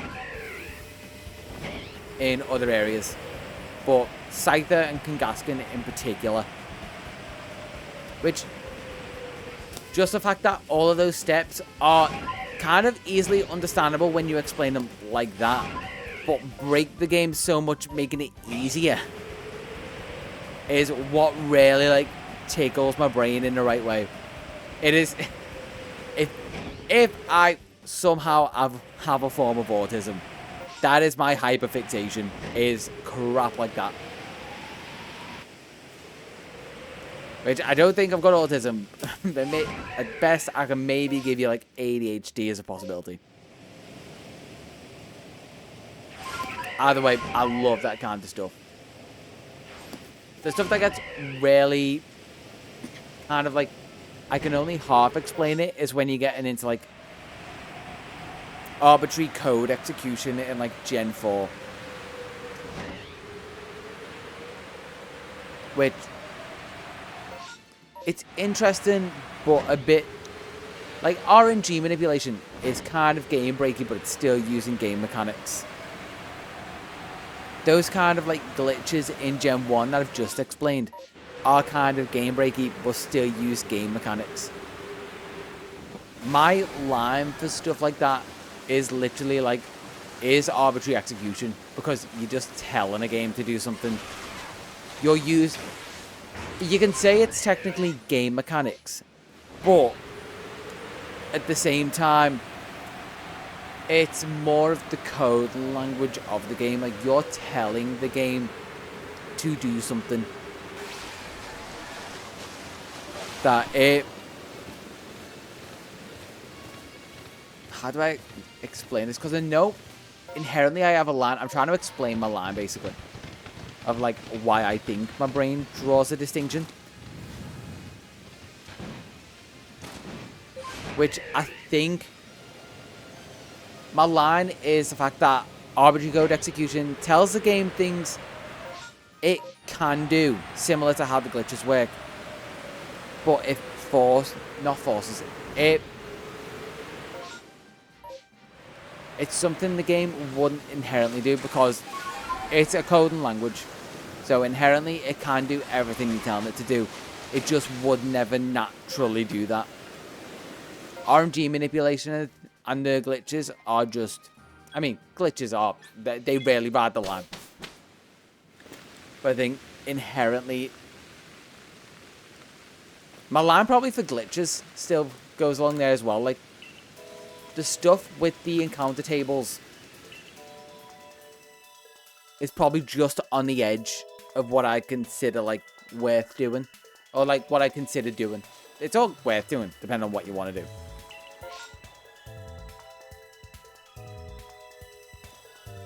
But yeah. My line is very fuzzy, basically. I guess is where I was going with all of that.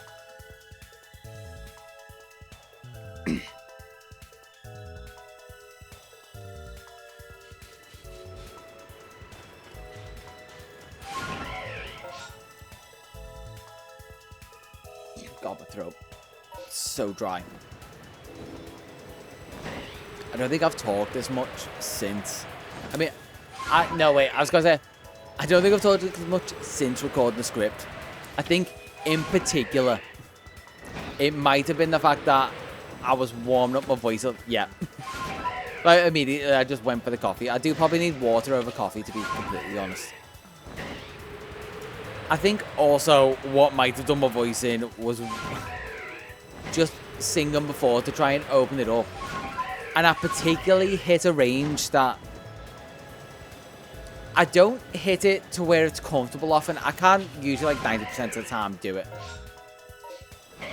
But just most of the time it's a slight push. But it was that kind of like screamy, distorted, very heavy rock kind of tone. That was just a lot easier to hit the shout singing range. So obviously I fully lent into that because it doesn't happen often. Oh, it would have been so nice to find a shiny Snowrun. We could have one of the viewers in the boxes.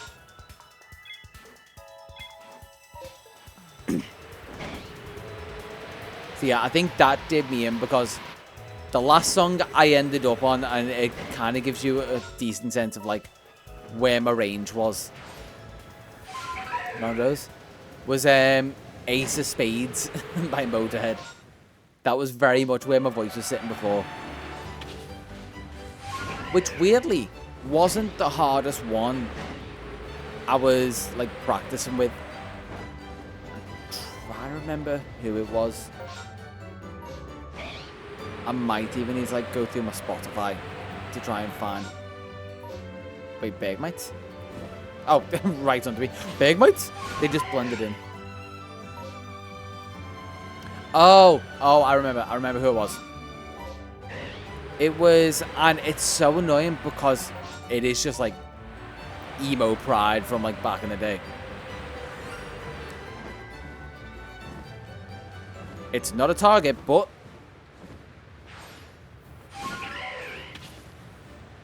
I'll take it.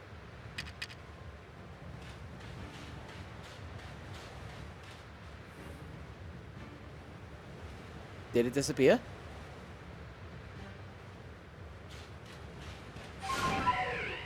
No, it didn't.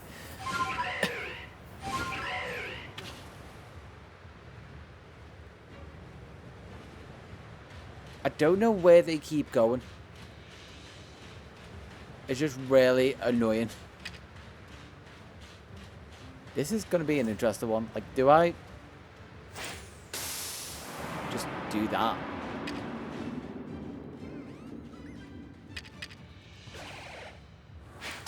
And just hope for the best. I mean, I am a child. Like, take me away. There we go. Hey. At least 2 this stream. None of them targets. And as we... You know what? We need to force it. I want a second one this go round. We've got the luck song on. I know it's also the shiny look refresh. I think we did genuinely need it.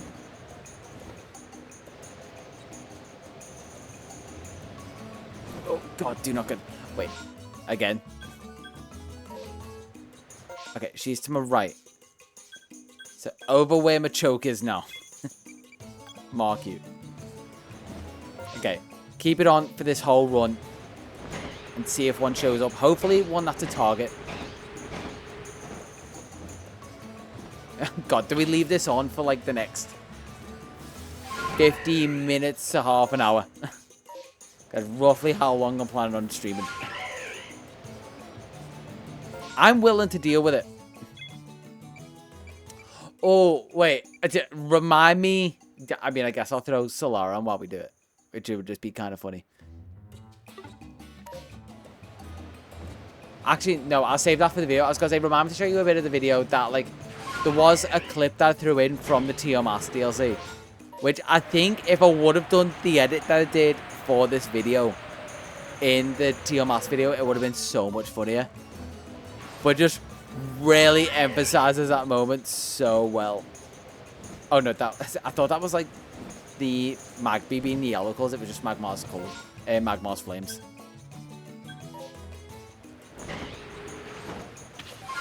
Yeah, it's just it's the peak frustration moment from doing the olive roll minigame, but just like the scream louder, just the scream as well, louder with echo and reverb, black and white. I just like, because the nice thing, weirdly, about those videos not getting as many views as I probably would have liked them to, is not many people will have seen those bits of the videos, and I love highlighting them because it was such funny moments.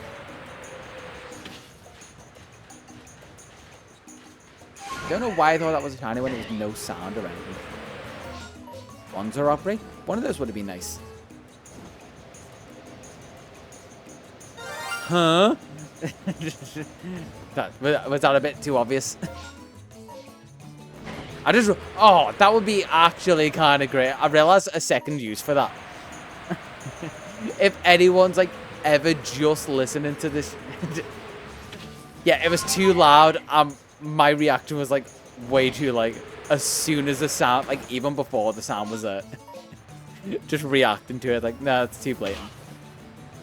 Yeah, if anyone's ever just listening to the stream, if I'm like, I need to get them in. Now it's got to be like a moment I'm waking up for, even if it's just going to be like trying to gaslight people.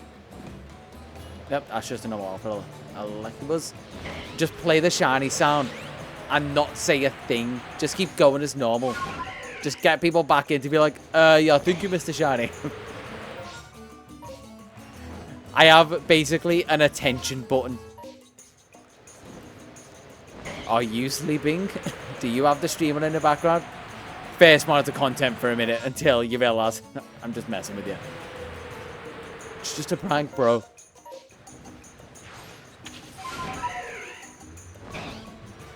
I'm gonna be so numb to this song. Like, I already kind of am. But down the line, I'm gonna annoy too many people by playing this song on loop.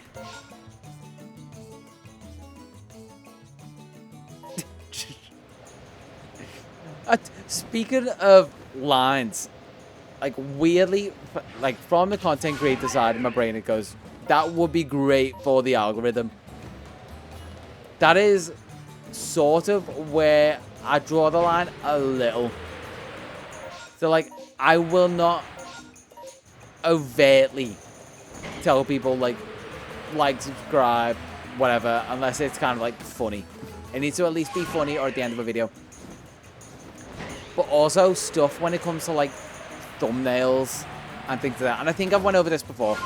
I mentioned C-Dog's second channel stuff that I don't fully agree with. That kind of like, that rides a line. He's probably just past my own line for that kind of stuff. But there's also, I just realized everything disappeared. It took me so long getting around this area that the rain stopped. I see you've got one Pokemon. So we didn't get another one. But again, that level 26 something is shiny. And annoyingly, it's because I love his stuff, and if you haven't seen his stuff, I've probably mentioned it before. Gentle dude.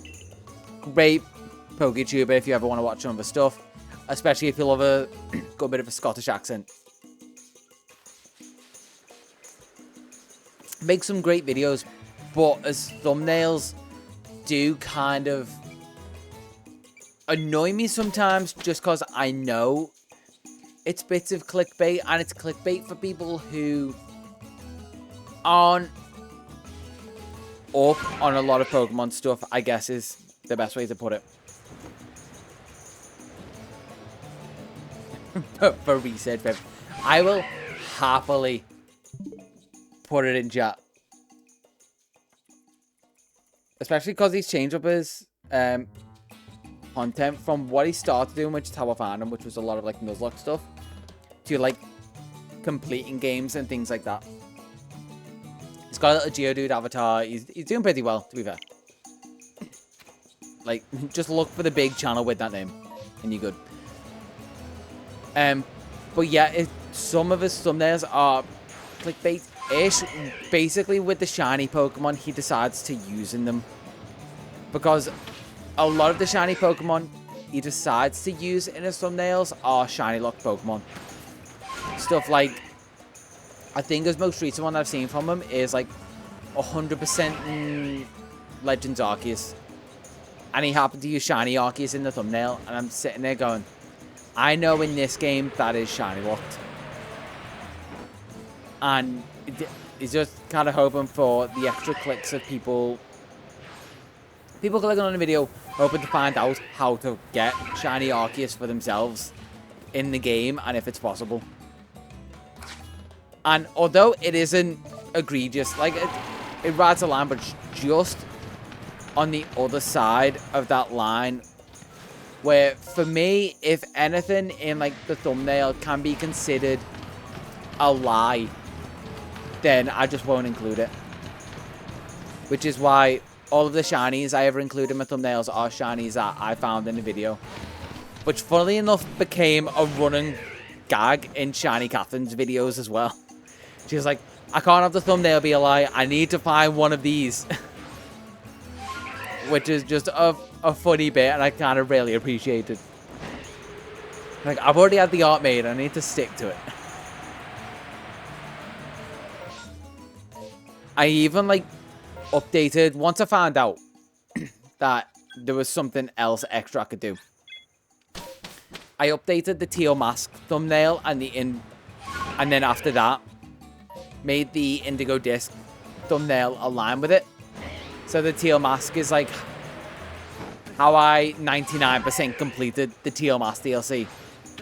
When I realized it was a shiny Munchlax that you could get from Ogre Roasting. Which then the Indigo Disc DLC was 101% because it had the 1% from the Teal Mask DLC once we went back and got it.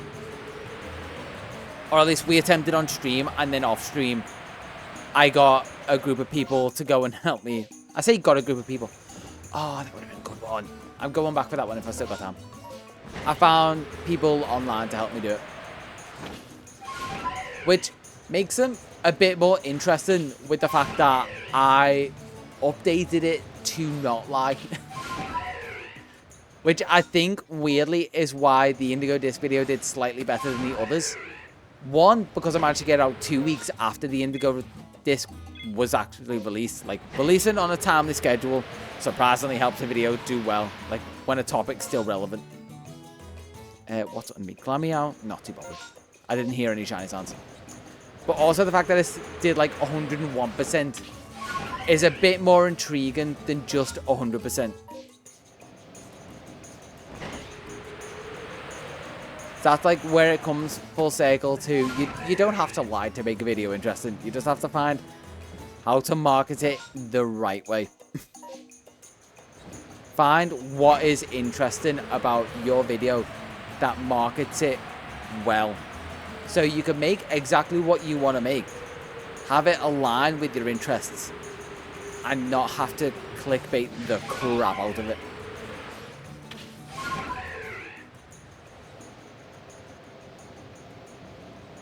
Because that's a weird line of, like, where I've landed on the YouTube channel, which is why I said, like, at least the main channel.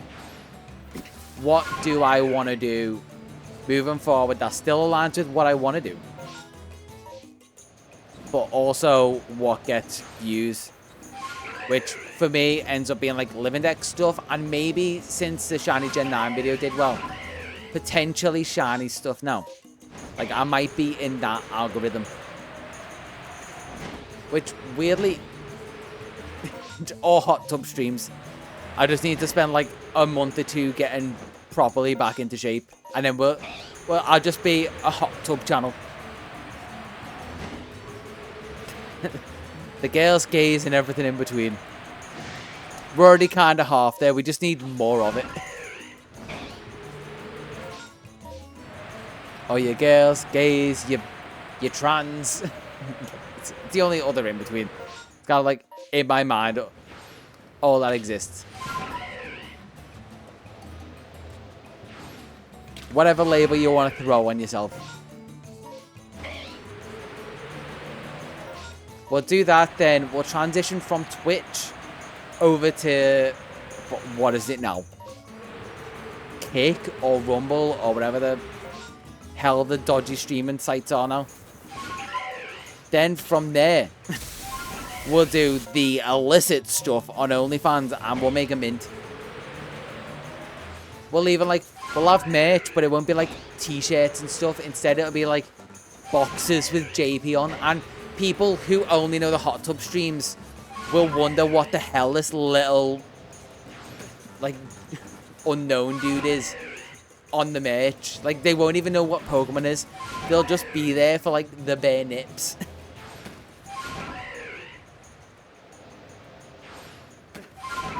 Boxes with JP, bras, like,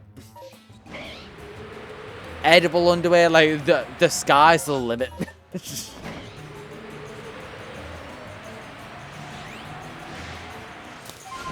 Like, we'll make a different type of...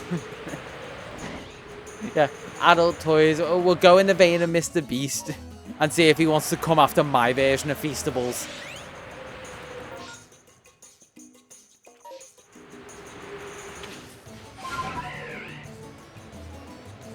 Oh, I didn't even put that together. Think about it this way as well. It's got two ends. It could also have a hole in the middle. Just thinking outside the box, or sometimes, depending on how you want to put it, thinking inside the box. Just saying.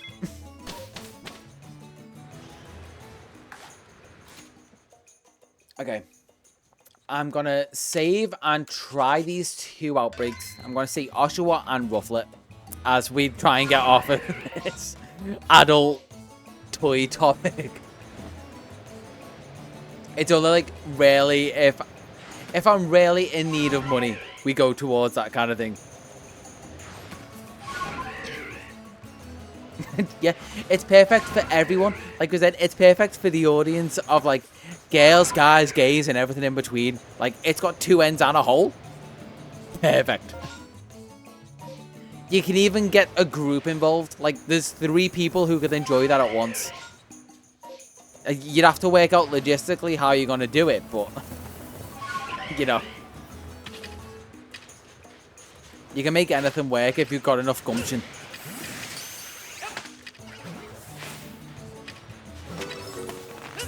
Oshawott, thank you.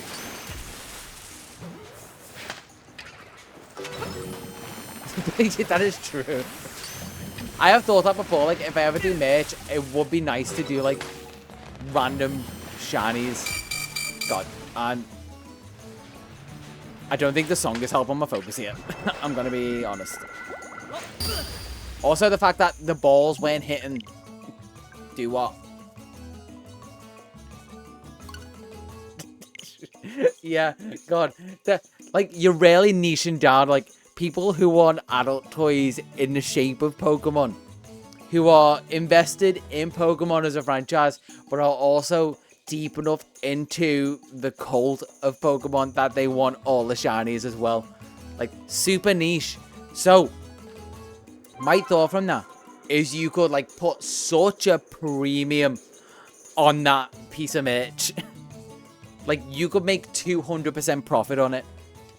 Because it is such a niche thing. And then by selling one of them, I could buy myself the life-size Larvesta plush second-hand. Because they don't make them anymore, annoyingly. And I could finally get one.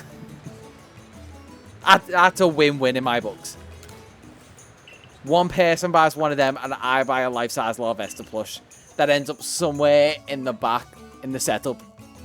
Because that is still a goal that I want. I still want to get one eventually. But the prices for those are unpleasurables. Oh, wait. There's got to be some pun in there. Everything's been a pun. Like, somehow we've managed to make a pun out of so many things. Pan fits into way too many things. I mean, also on topic, pan can fit into too many things. You know when you get too far into an idea and you think of it's either in for a penny or in for a pound, and I'm just like, I want to stop, but I don't.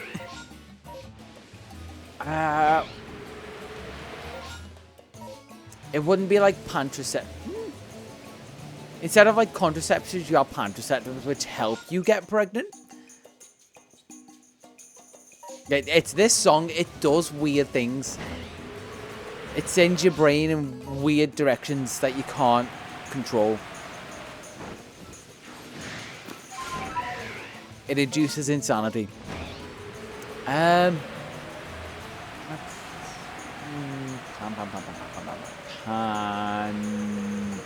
If I say pan enough, then it'll make an idea come to mind, surely.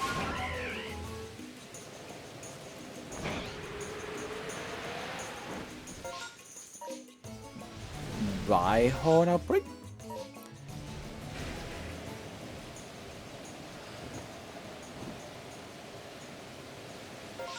No, I think we nailed it, and I don't know how it didn't get to that. Like, we've even brought this up before, the fact that that would be, like, perfect. The pansexual line of merch. Or pansexual. I think we've just nailed it. That is exactly what we need to do. Somewhere down the line, once, like,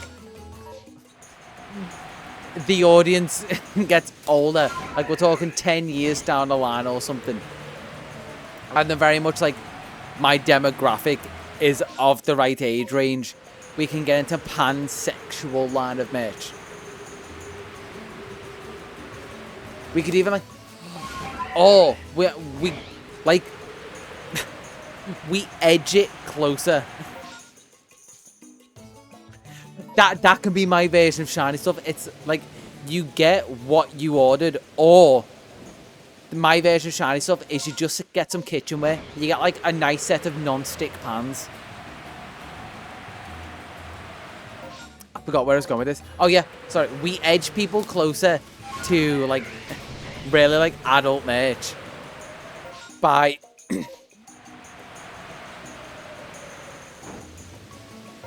pan set.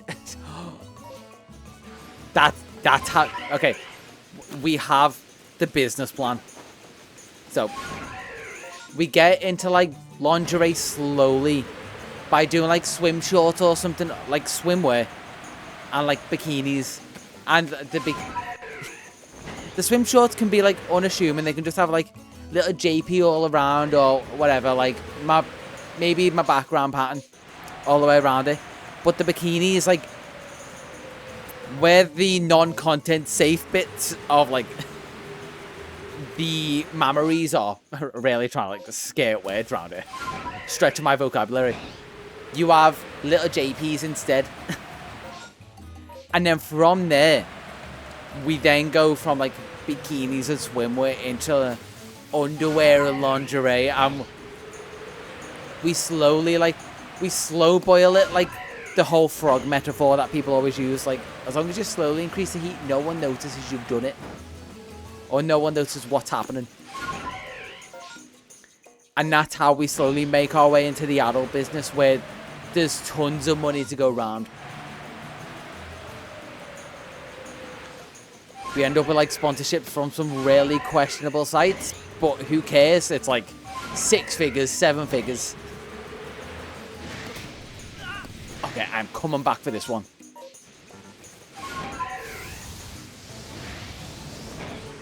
Yeah, oh yeah, and that was the other thing, like, we slowly changed the branding from, like, pansexuals, from, like, sets of, like, swimwear and t-shirts and stuff, to, like, oh no, it went from pansexuals, from, like, clothing sets and whatever. Like, we can only sell things in pairs. So maybe you only got, like, pairs of swim shorts, or, like, a set of bikini. I don't know. You got a top and bottom from a bikini, but things that only ever sold in sets.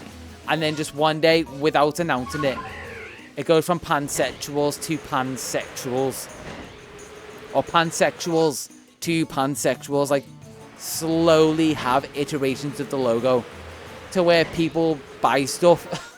People buy stuff off the site and then check the bank statements months later and go, what the hell is on my statement? What the hell did I buy from pansexuals? And what the hell is pansexuals? And then people turn up to the stream and I'm no longer shiny hunting. I'm just on Tinder trying to find the rare and elusive bread girl instead. And then just gaslight people into thinking that's what I've been doing this whole time. That Pokemon you thought I was like, you thought I was looking for God of War or Lopunny or whatever's gonna come in Gen 10. That is gonna be like Rule 34 into oblivion. No, turns out you were just like seeing things, and I've just been like hunting for bread girl this whole time.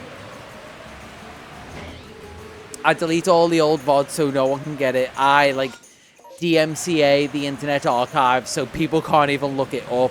They have to like take down all like my channel links and Twitch VODs that may be up there, whatever. It's a big long con to just get into the adult entertainment business.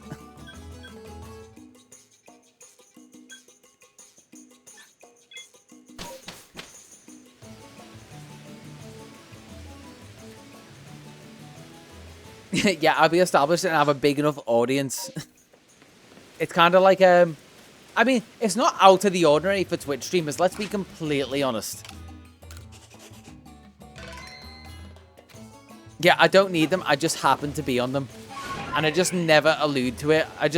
I'm on Twitch, but I'm like Amaranth, where I just never mention anything to do with those things. But everyone knows that I do those things. God, this song does send your brain into weird places, doesn't it?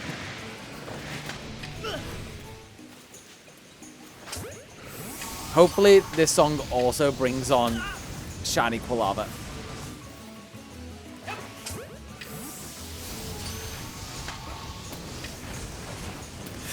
Oh, almost. I need to get rid of that Alpha. Alpha, come on. There we go. Small ones aren't as bad because the small ones just kind of flame wheel me.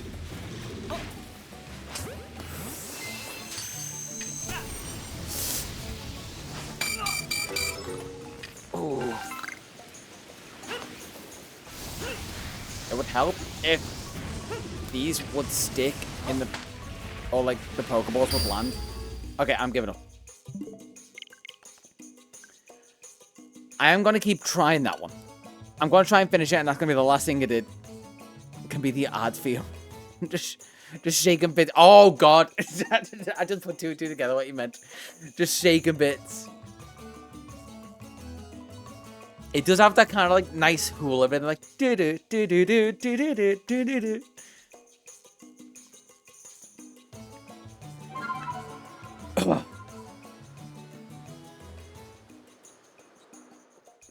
Come on, it can bring the look. Hopefully there's a second wave for this or something respawns. Yeah, back to PG. We're trying to finish off this Quilava horde.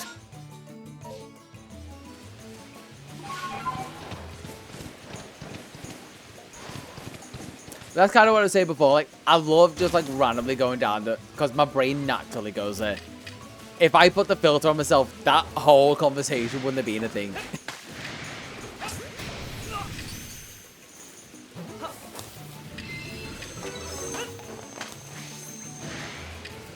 And to be fair, anyone who I kind of want to associate with, like, at least on stream, I want them to at least be able to talk about it.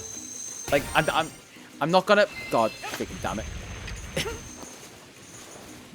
You got me with that one because one was caught. Like, I heard the diddle-doo, and then you played that sound perfectly.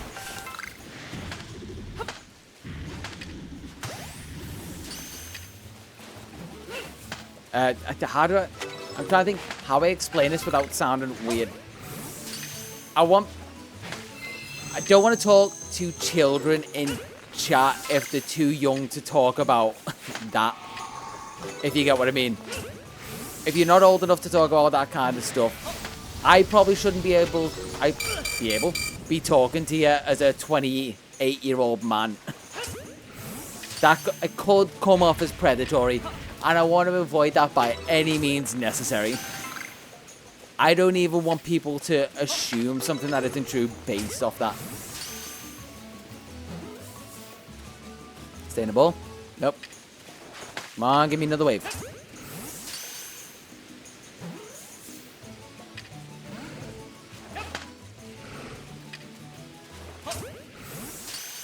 Yeah, it's like basically, if I get to the point where people just hate me for being me online. A new horde? Oh, but a new horde! They're all alpha! Ah! Oh, crap. If I get to the point that people just hate me for the sake of me being me online, I don't want them to have fodder of being able to, like, clip things out of context. They're like, he was talking to, like, a 12-year-old and he knew it. Okay. So none of them were, at least. There was a second horde. But I do kind of want to do one more run. Mainly because I haven't found a target yet. I found other ones, but we found Rowlet in the other stream. One more run. Last run.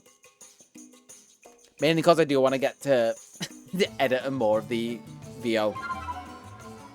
The voiceover as we talk about in the business.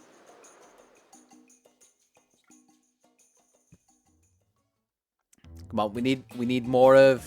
Where are they? This sound.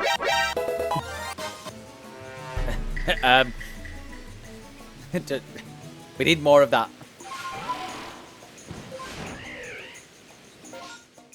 I mean, if we're talking about the next run being after this,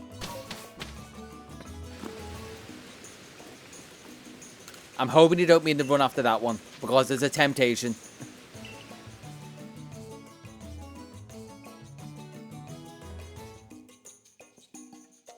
And that's the last of my coffee. I can guarantee this stream is not a celebration. So there was only... Ooh, I do want to go back to the Crimson Islands. Hey, welcome in, Mega. You're just in time to avoid a very questionable string of thoughts. But hopefully you coming in brings a look. Because I have... Also, I am gonna apologize. The one after this, like, why, Ray? Why do this to me? You just don't... You don't want me to be happy. I know that's what it is. Which, to be fair, for what I showed you of the intro of the video, that is the whole shtick. I literally wrote the words because I hate myself and also said the words I hate myself on 2 separate occasions in the intro. Which I realised, like, afterwards, and also thought it was funny, so I just left it as was.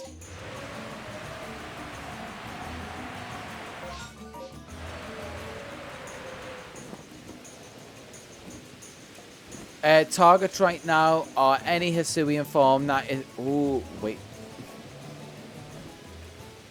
Well, that's an outbreak I'd like, but... None that I need there. Any Hisuian form that isn't part of the Rowlet line, a female Sneasel. Actually, no, I'd still take a female Sneasel because I need one for a Sneasler. So technically that's still fine. So is that all? I think it's just Rowlet. Otherwise, I'll take any of the Hisuian forms at this point. Because I've only got base forms. Is it up here? Or am I going the wrong way? Is it on top of this ledge? How am I... It's not this right horn. How big is it?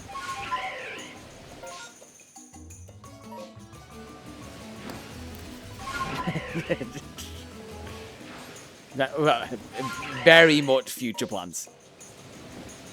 Not guaranteed future plans, but it's like emergency button sort of plans. Oh, wait. No, if it was in here, I would have heard the sound because I've had this happen before.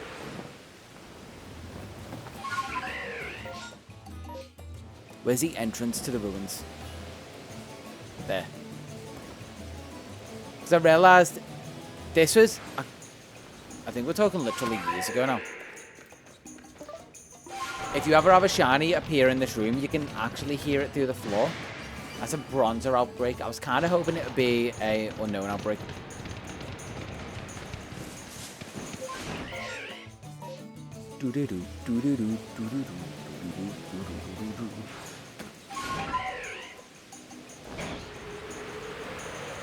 I'm locking in. And I'm really contemplating whether to go for that second one. The thought of... Like, I'll take... Okay. I'd be happy with 3 shinies, which technically I've got.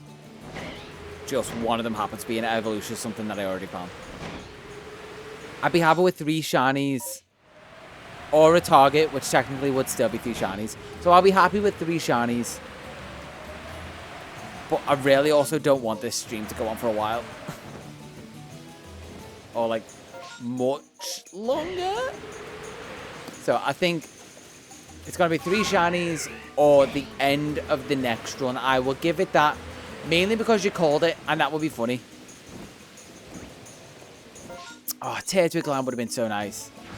Next stream, I'm going to aim for Thursday. Mainly because Wednesdays are kind of a write-off.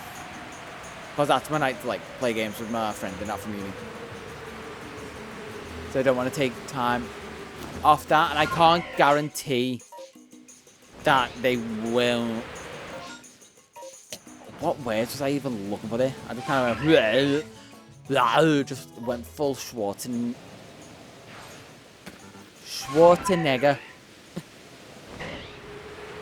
Like, we'll see if, like, YouTube flags that up for, like, hate speech.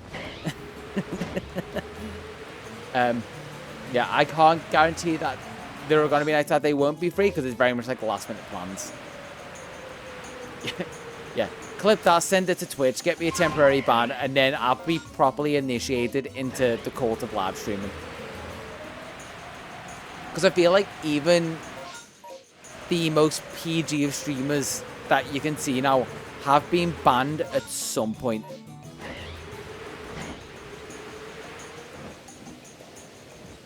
Bonsai would have been interesting.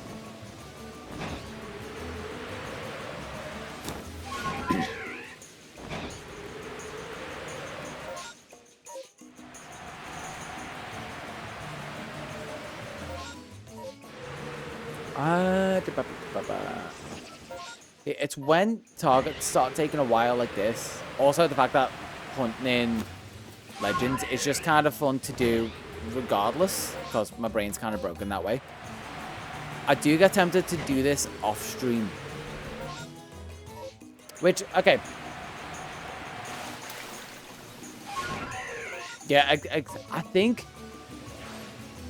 live streaming is just something that's hard to do PG. Because you've got to keep up that act for so many hours. Because it is inherently a super long form format. Gumi is interesting. Okay, we got Gumi and we got Sliggoo. That could be possible targets.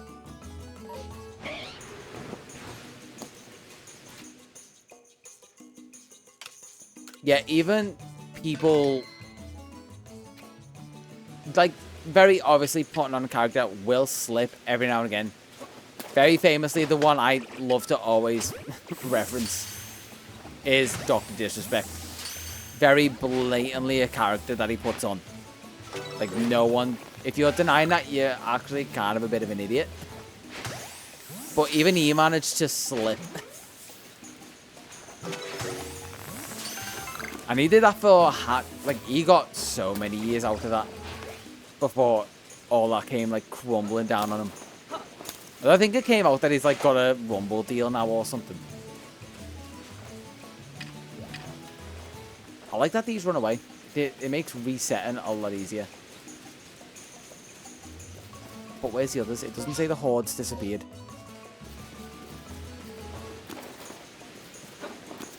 Yeah, so...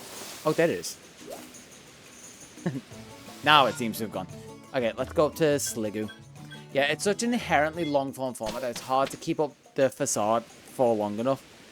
And also, like I mentioned, it just kind of gets annoying if you're constantly putting that filter on yourself as to how you talk naturally, because, like I say, naturally, some things that I want to talk about aren't kid-friendly, and it's why even adults slip up, even if they have kids around all the time. Like, you'll naturally, like, swear around kids every now and again, not meaning it, or talk about things that you shouldn't around kids, just because your brain's gonna go there.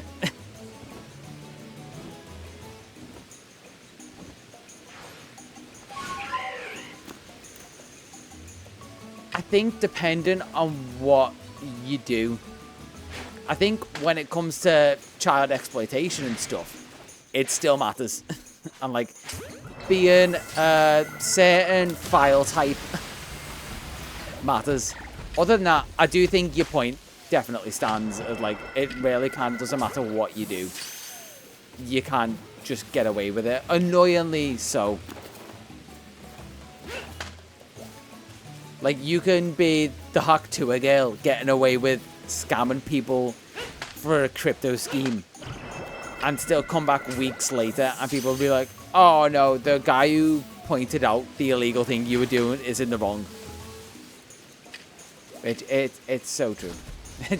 I mean, you got me there. You called exactly what kind of file type we're in. It's the YouTube way, or like the content creator way of getting around saying what people are without the monetization system flagging you up. Or as people started coining it, the TikTok terms of getting away with it.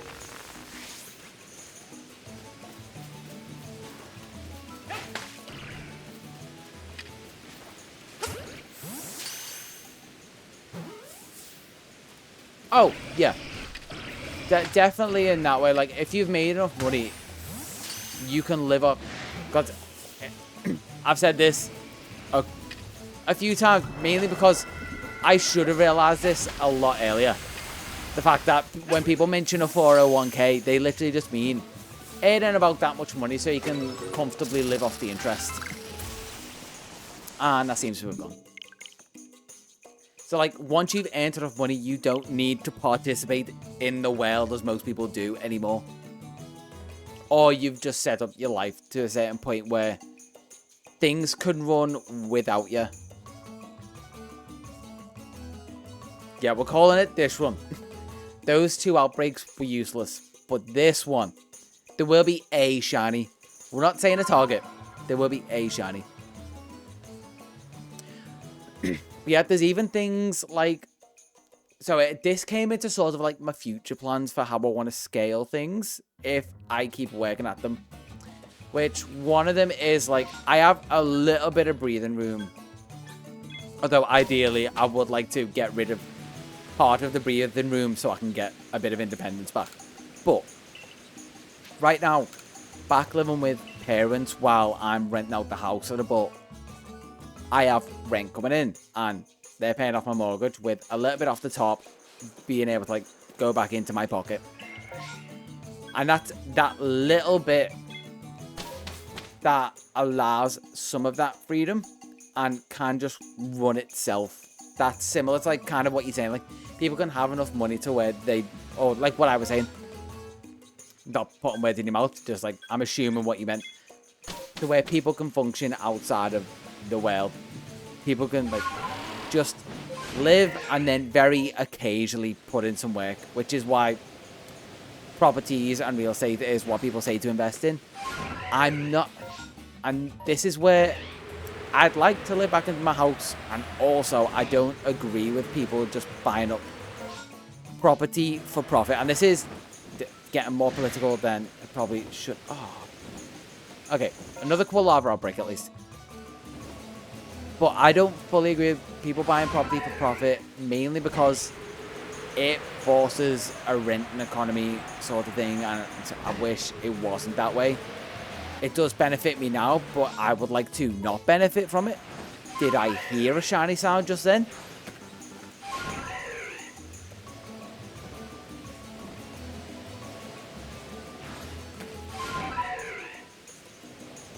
It was faint. If I go through the same route. And I didn't press the button. I didn't press the button, I swear.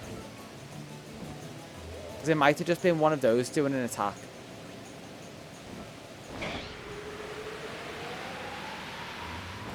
No, I didn't hear anything. I'm gaslighting myself in my own mind.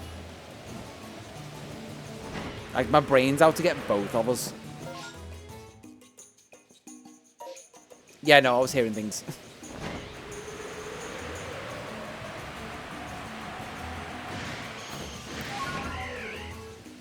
Yeah, looping back to what I was saying. Ideally, I move back into my house in the long run.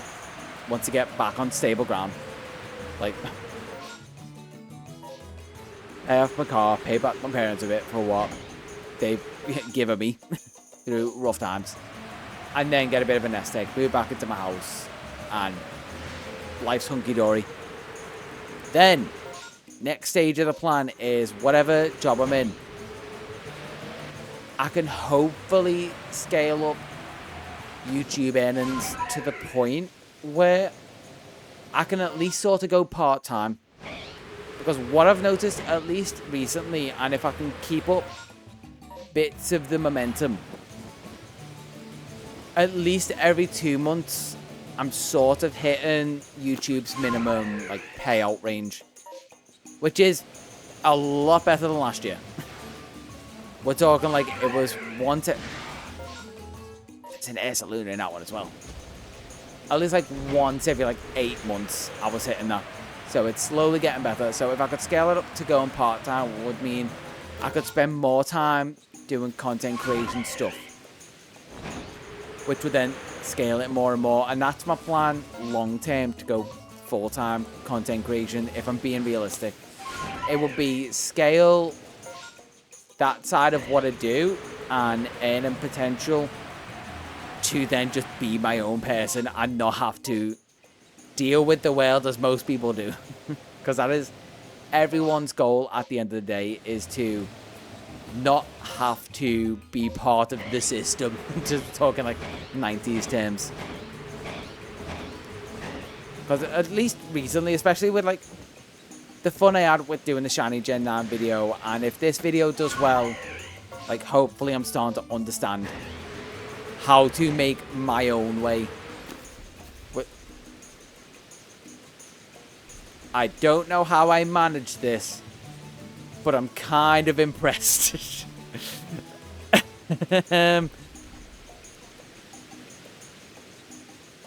Alright, yep.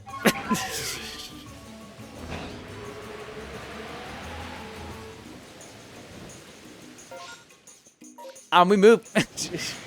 That took me so off guard. Like, I didn't know you could land on top of those. I assumed, like, it's got to be such a small point for it to land on. Because there's clearly only 1 foot that properly landed on it.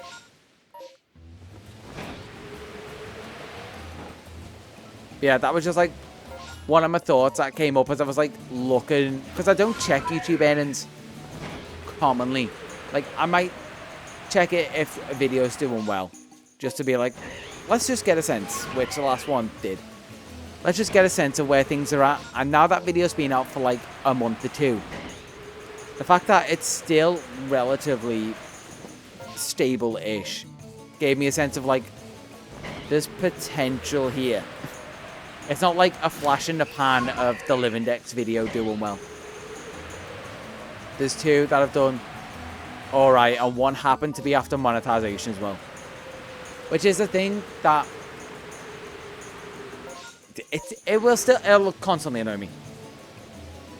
the fact that 90% of the, I mean, less than 90% now because it keeps getting more views, but most of those views were monetized. And the reason it annoys me is so much more of the monetization could have went into making content better a lot earlier. I could have got this camera a lot earlier. I could have gotten lights earlier and just made the streams better in general, made them more fun. Bought myself more toys, because until I go full time, it's just going to be like, I'm just going to buy myself toys because I find doing this fun. I love production stuff. There's a reason why high upon my... Okay, I feel like I was gaslighting myself again. I heard the sound, but I don't think there's a shiny. It was like a very brief sound, and I feel like it's in the song. It might be in the song, because it was the exact same sound.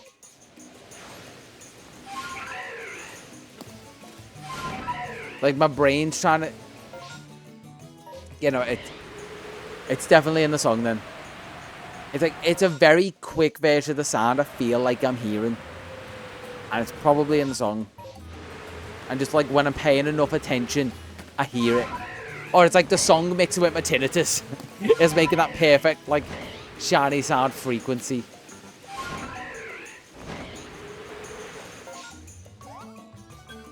Oh, nope, zoom up.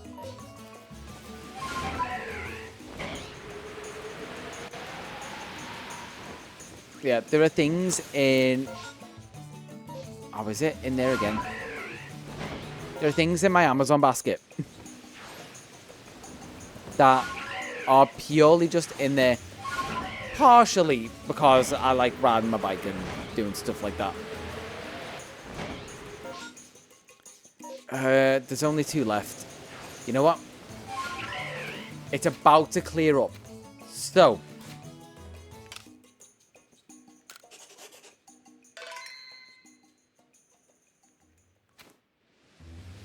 Yeah, like, some people just enjoy that type of stuff. Like, one thing I always find funny is a load of people buy cameras because they're such fun, high-end adult toys to get, but so few people actually use them or do anything with them. Like, they might record stuff, but... Oh, no one knows. Like, they might record stuff, but they never, like... make content with it or anything. Like, it is just like high-end toys for memories that never get seen and become like just the modern equivalent of a photo album, which is all completely fine. But it, like, we can buy the same thing and have completely different reasons for getting it. Just the fact, like, a lot of the stream stuff I had set up was just me having fun because I enjoyed the production side of it, and then just... Okay, I knew that would happen, but I did say before it ended, which I don't feel like I've got much time left to try and go after that Quilabra outbreak. I can see what that other outbreak was. It's just something your wife was like, who knows? All you guys say is like, you just gotta accept me for me, and this is what makes me happy, and you should want to make me happy, and just, you know, definitely don't do... that toxic thing. That's not toxic, right? There's no coffee left. But I'm right at the end of the stream, so it's fine. Yeah, the reason I started streaming in the first place, I was just looking at all the stream stuff I had set up and all the toys I had. And the only tipping point for me was having a capture card. And then the moment I had a capture card, I was like, well, I'm doing Living Deck stuff. Between jobs at the minute, but still being paid, because basically I had a month's garden leave. And then I started that next month as well in a new job. So that's what led me to that. I went and got a capture card while I had some downtime and was messing around with it. Realized I could start streaming, had a decent internet connection, and everything just kind of allowed for me to go, why not? And then people popped in, I had ideas, I made a video, and then I got lucky.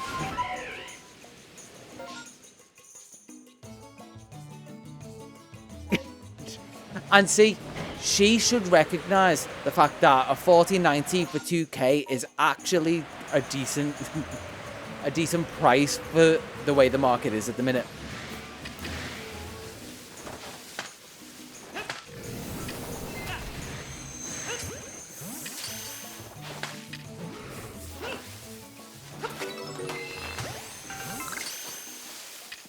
Focusing. I feel like I might even, just so I can like a bit more mindlessly do it. Would anyone be annoyed if I did some offline hunting just to get some momentum on this? And they're gone. No Quilava and no outbreaks. Well, the guess was wrong. Oh, she gets him free. So, essentially, if you think about it, that's 2k to not upgrade hair card. So it's 1k for a 4090 and 1k for hair to get a 3080. Like I say, win-win and super cheap graphics cards. It's definitely not how it works, but super cheap graphics cards. Like, this is also probably why I'm not in a relationship with anyone, because I feel like I would just gaslight these shit out of whoever I'm with. I'd also be, like, I'd be so overt with it, but I'd still stick to my guns with gaslighting people.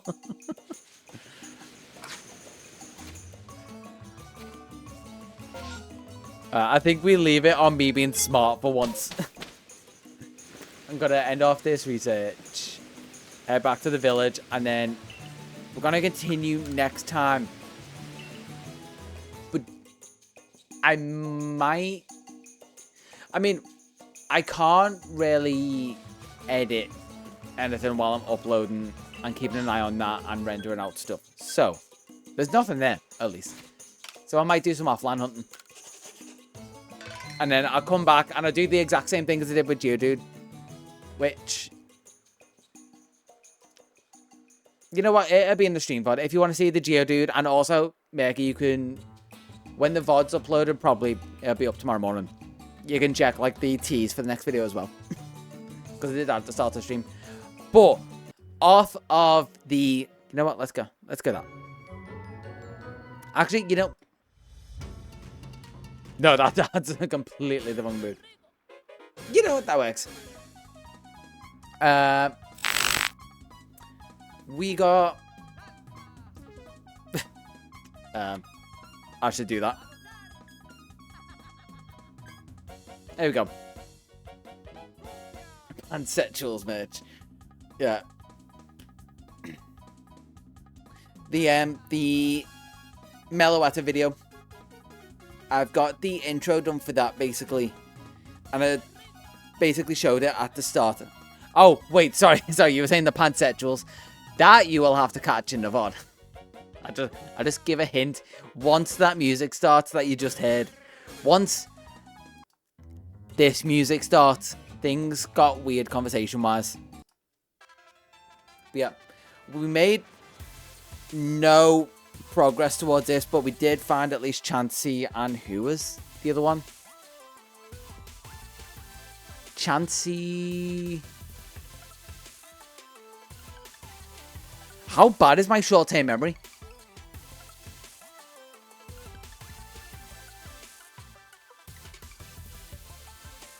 Oh, Yellow Balloon. Yeah, Drifloon. Somehow. Somehow.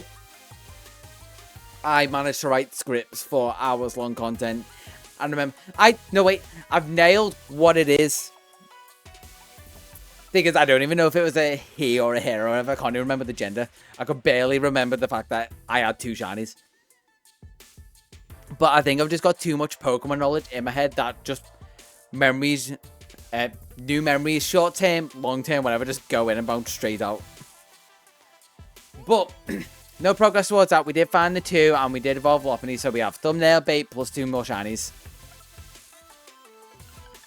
Yeah, technically 3. I'm probably, if I've got the effort tonight, I'm gonna do some offline hunting. Honestly, probably not though. I'm probably still gonna try and get off my bike later tonight because it is 9:45 at the minute.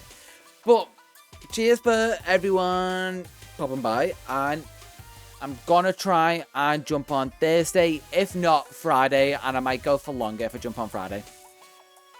But I will see you all in a bit.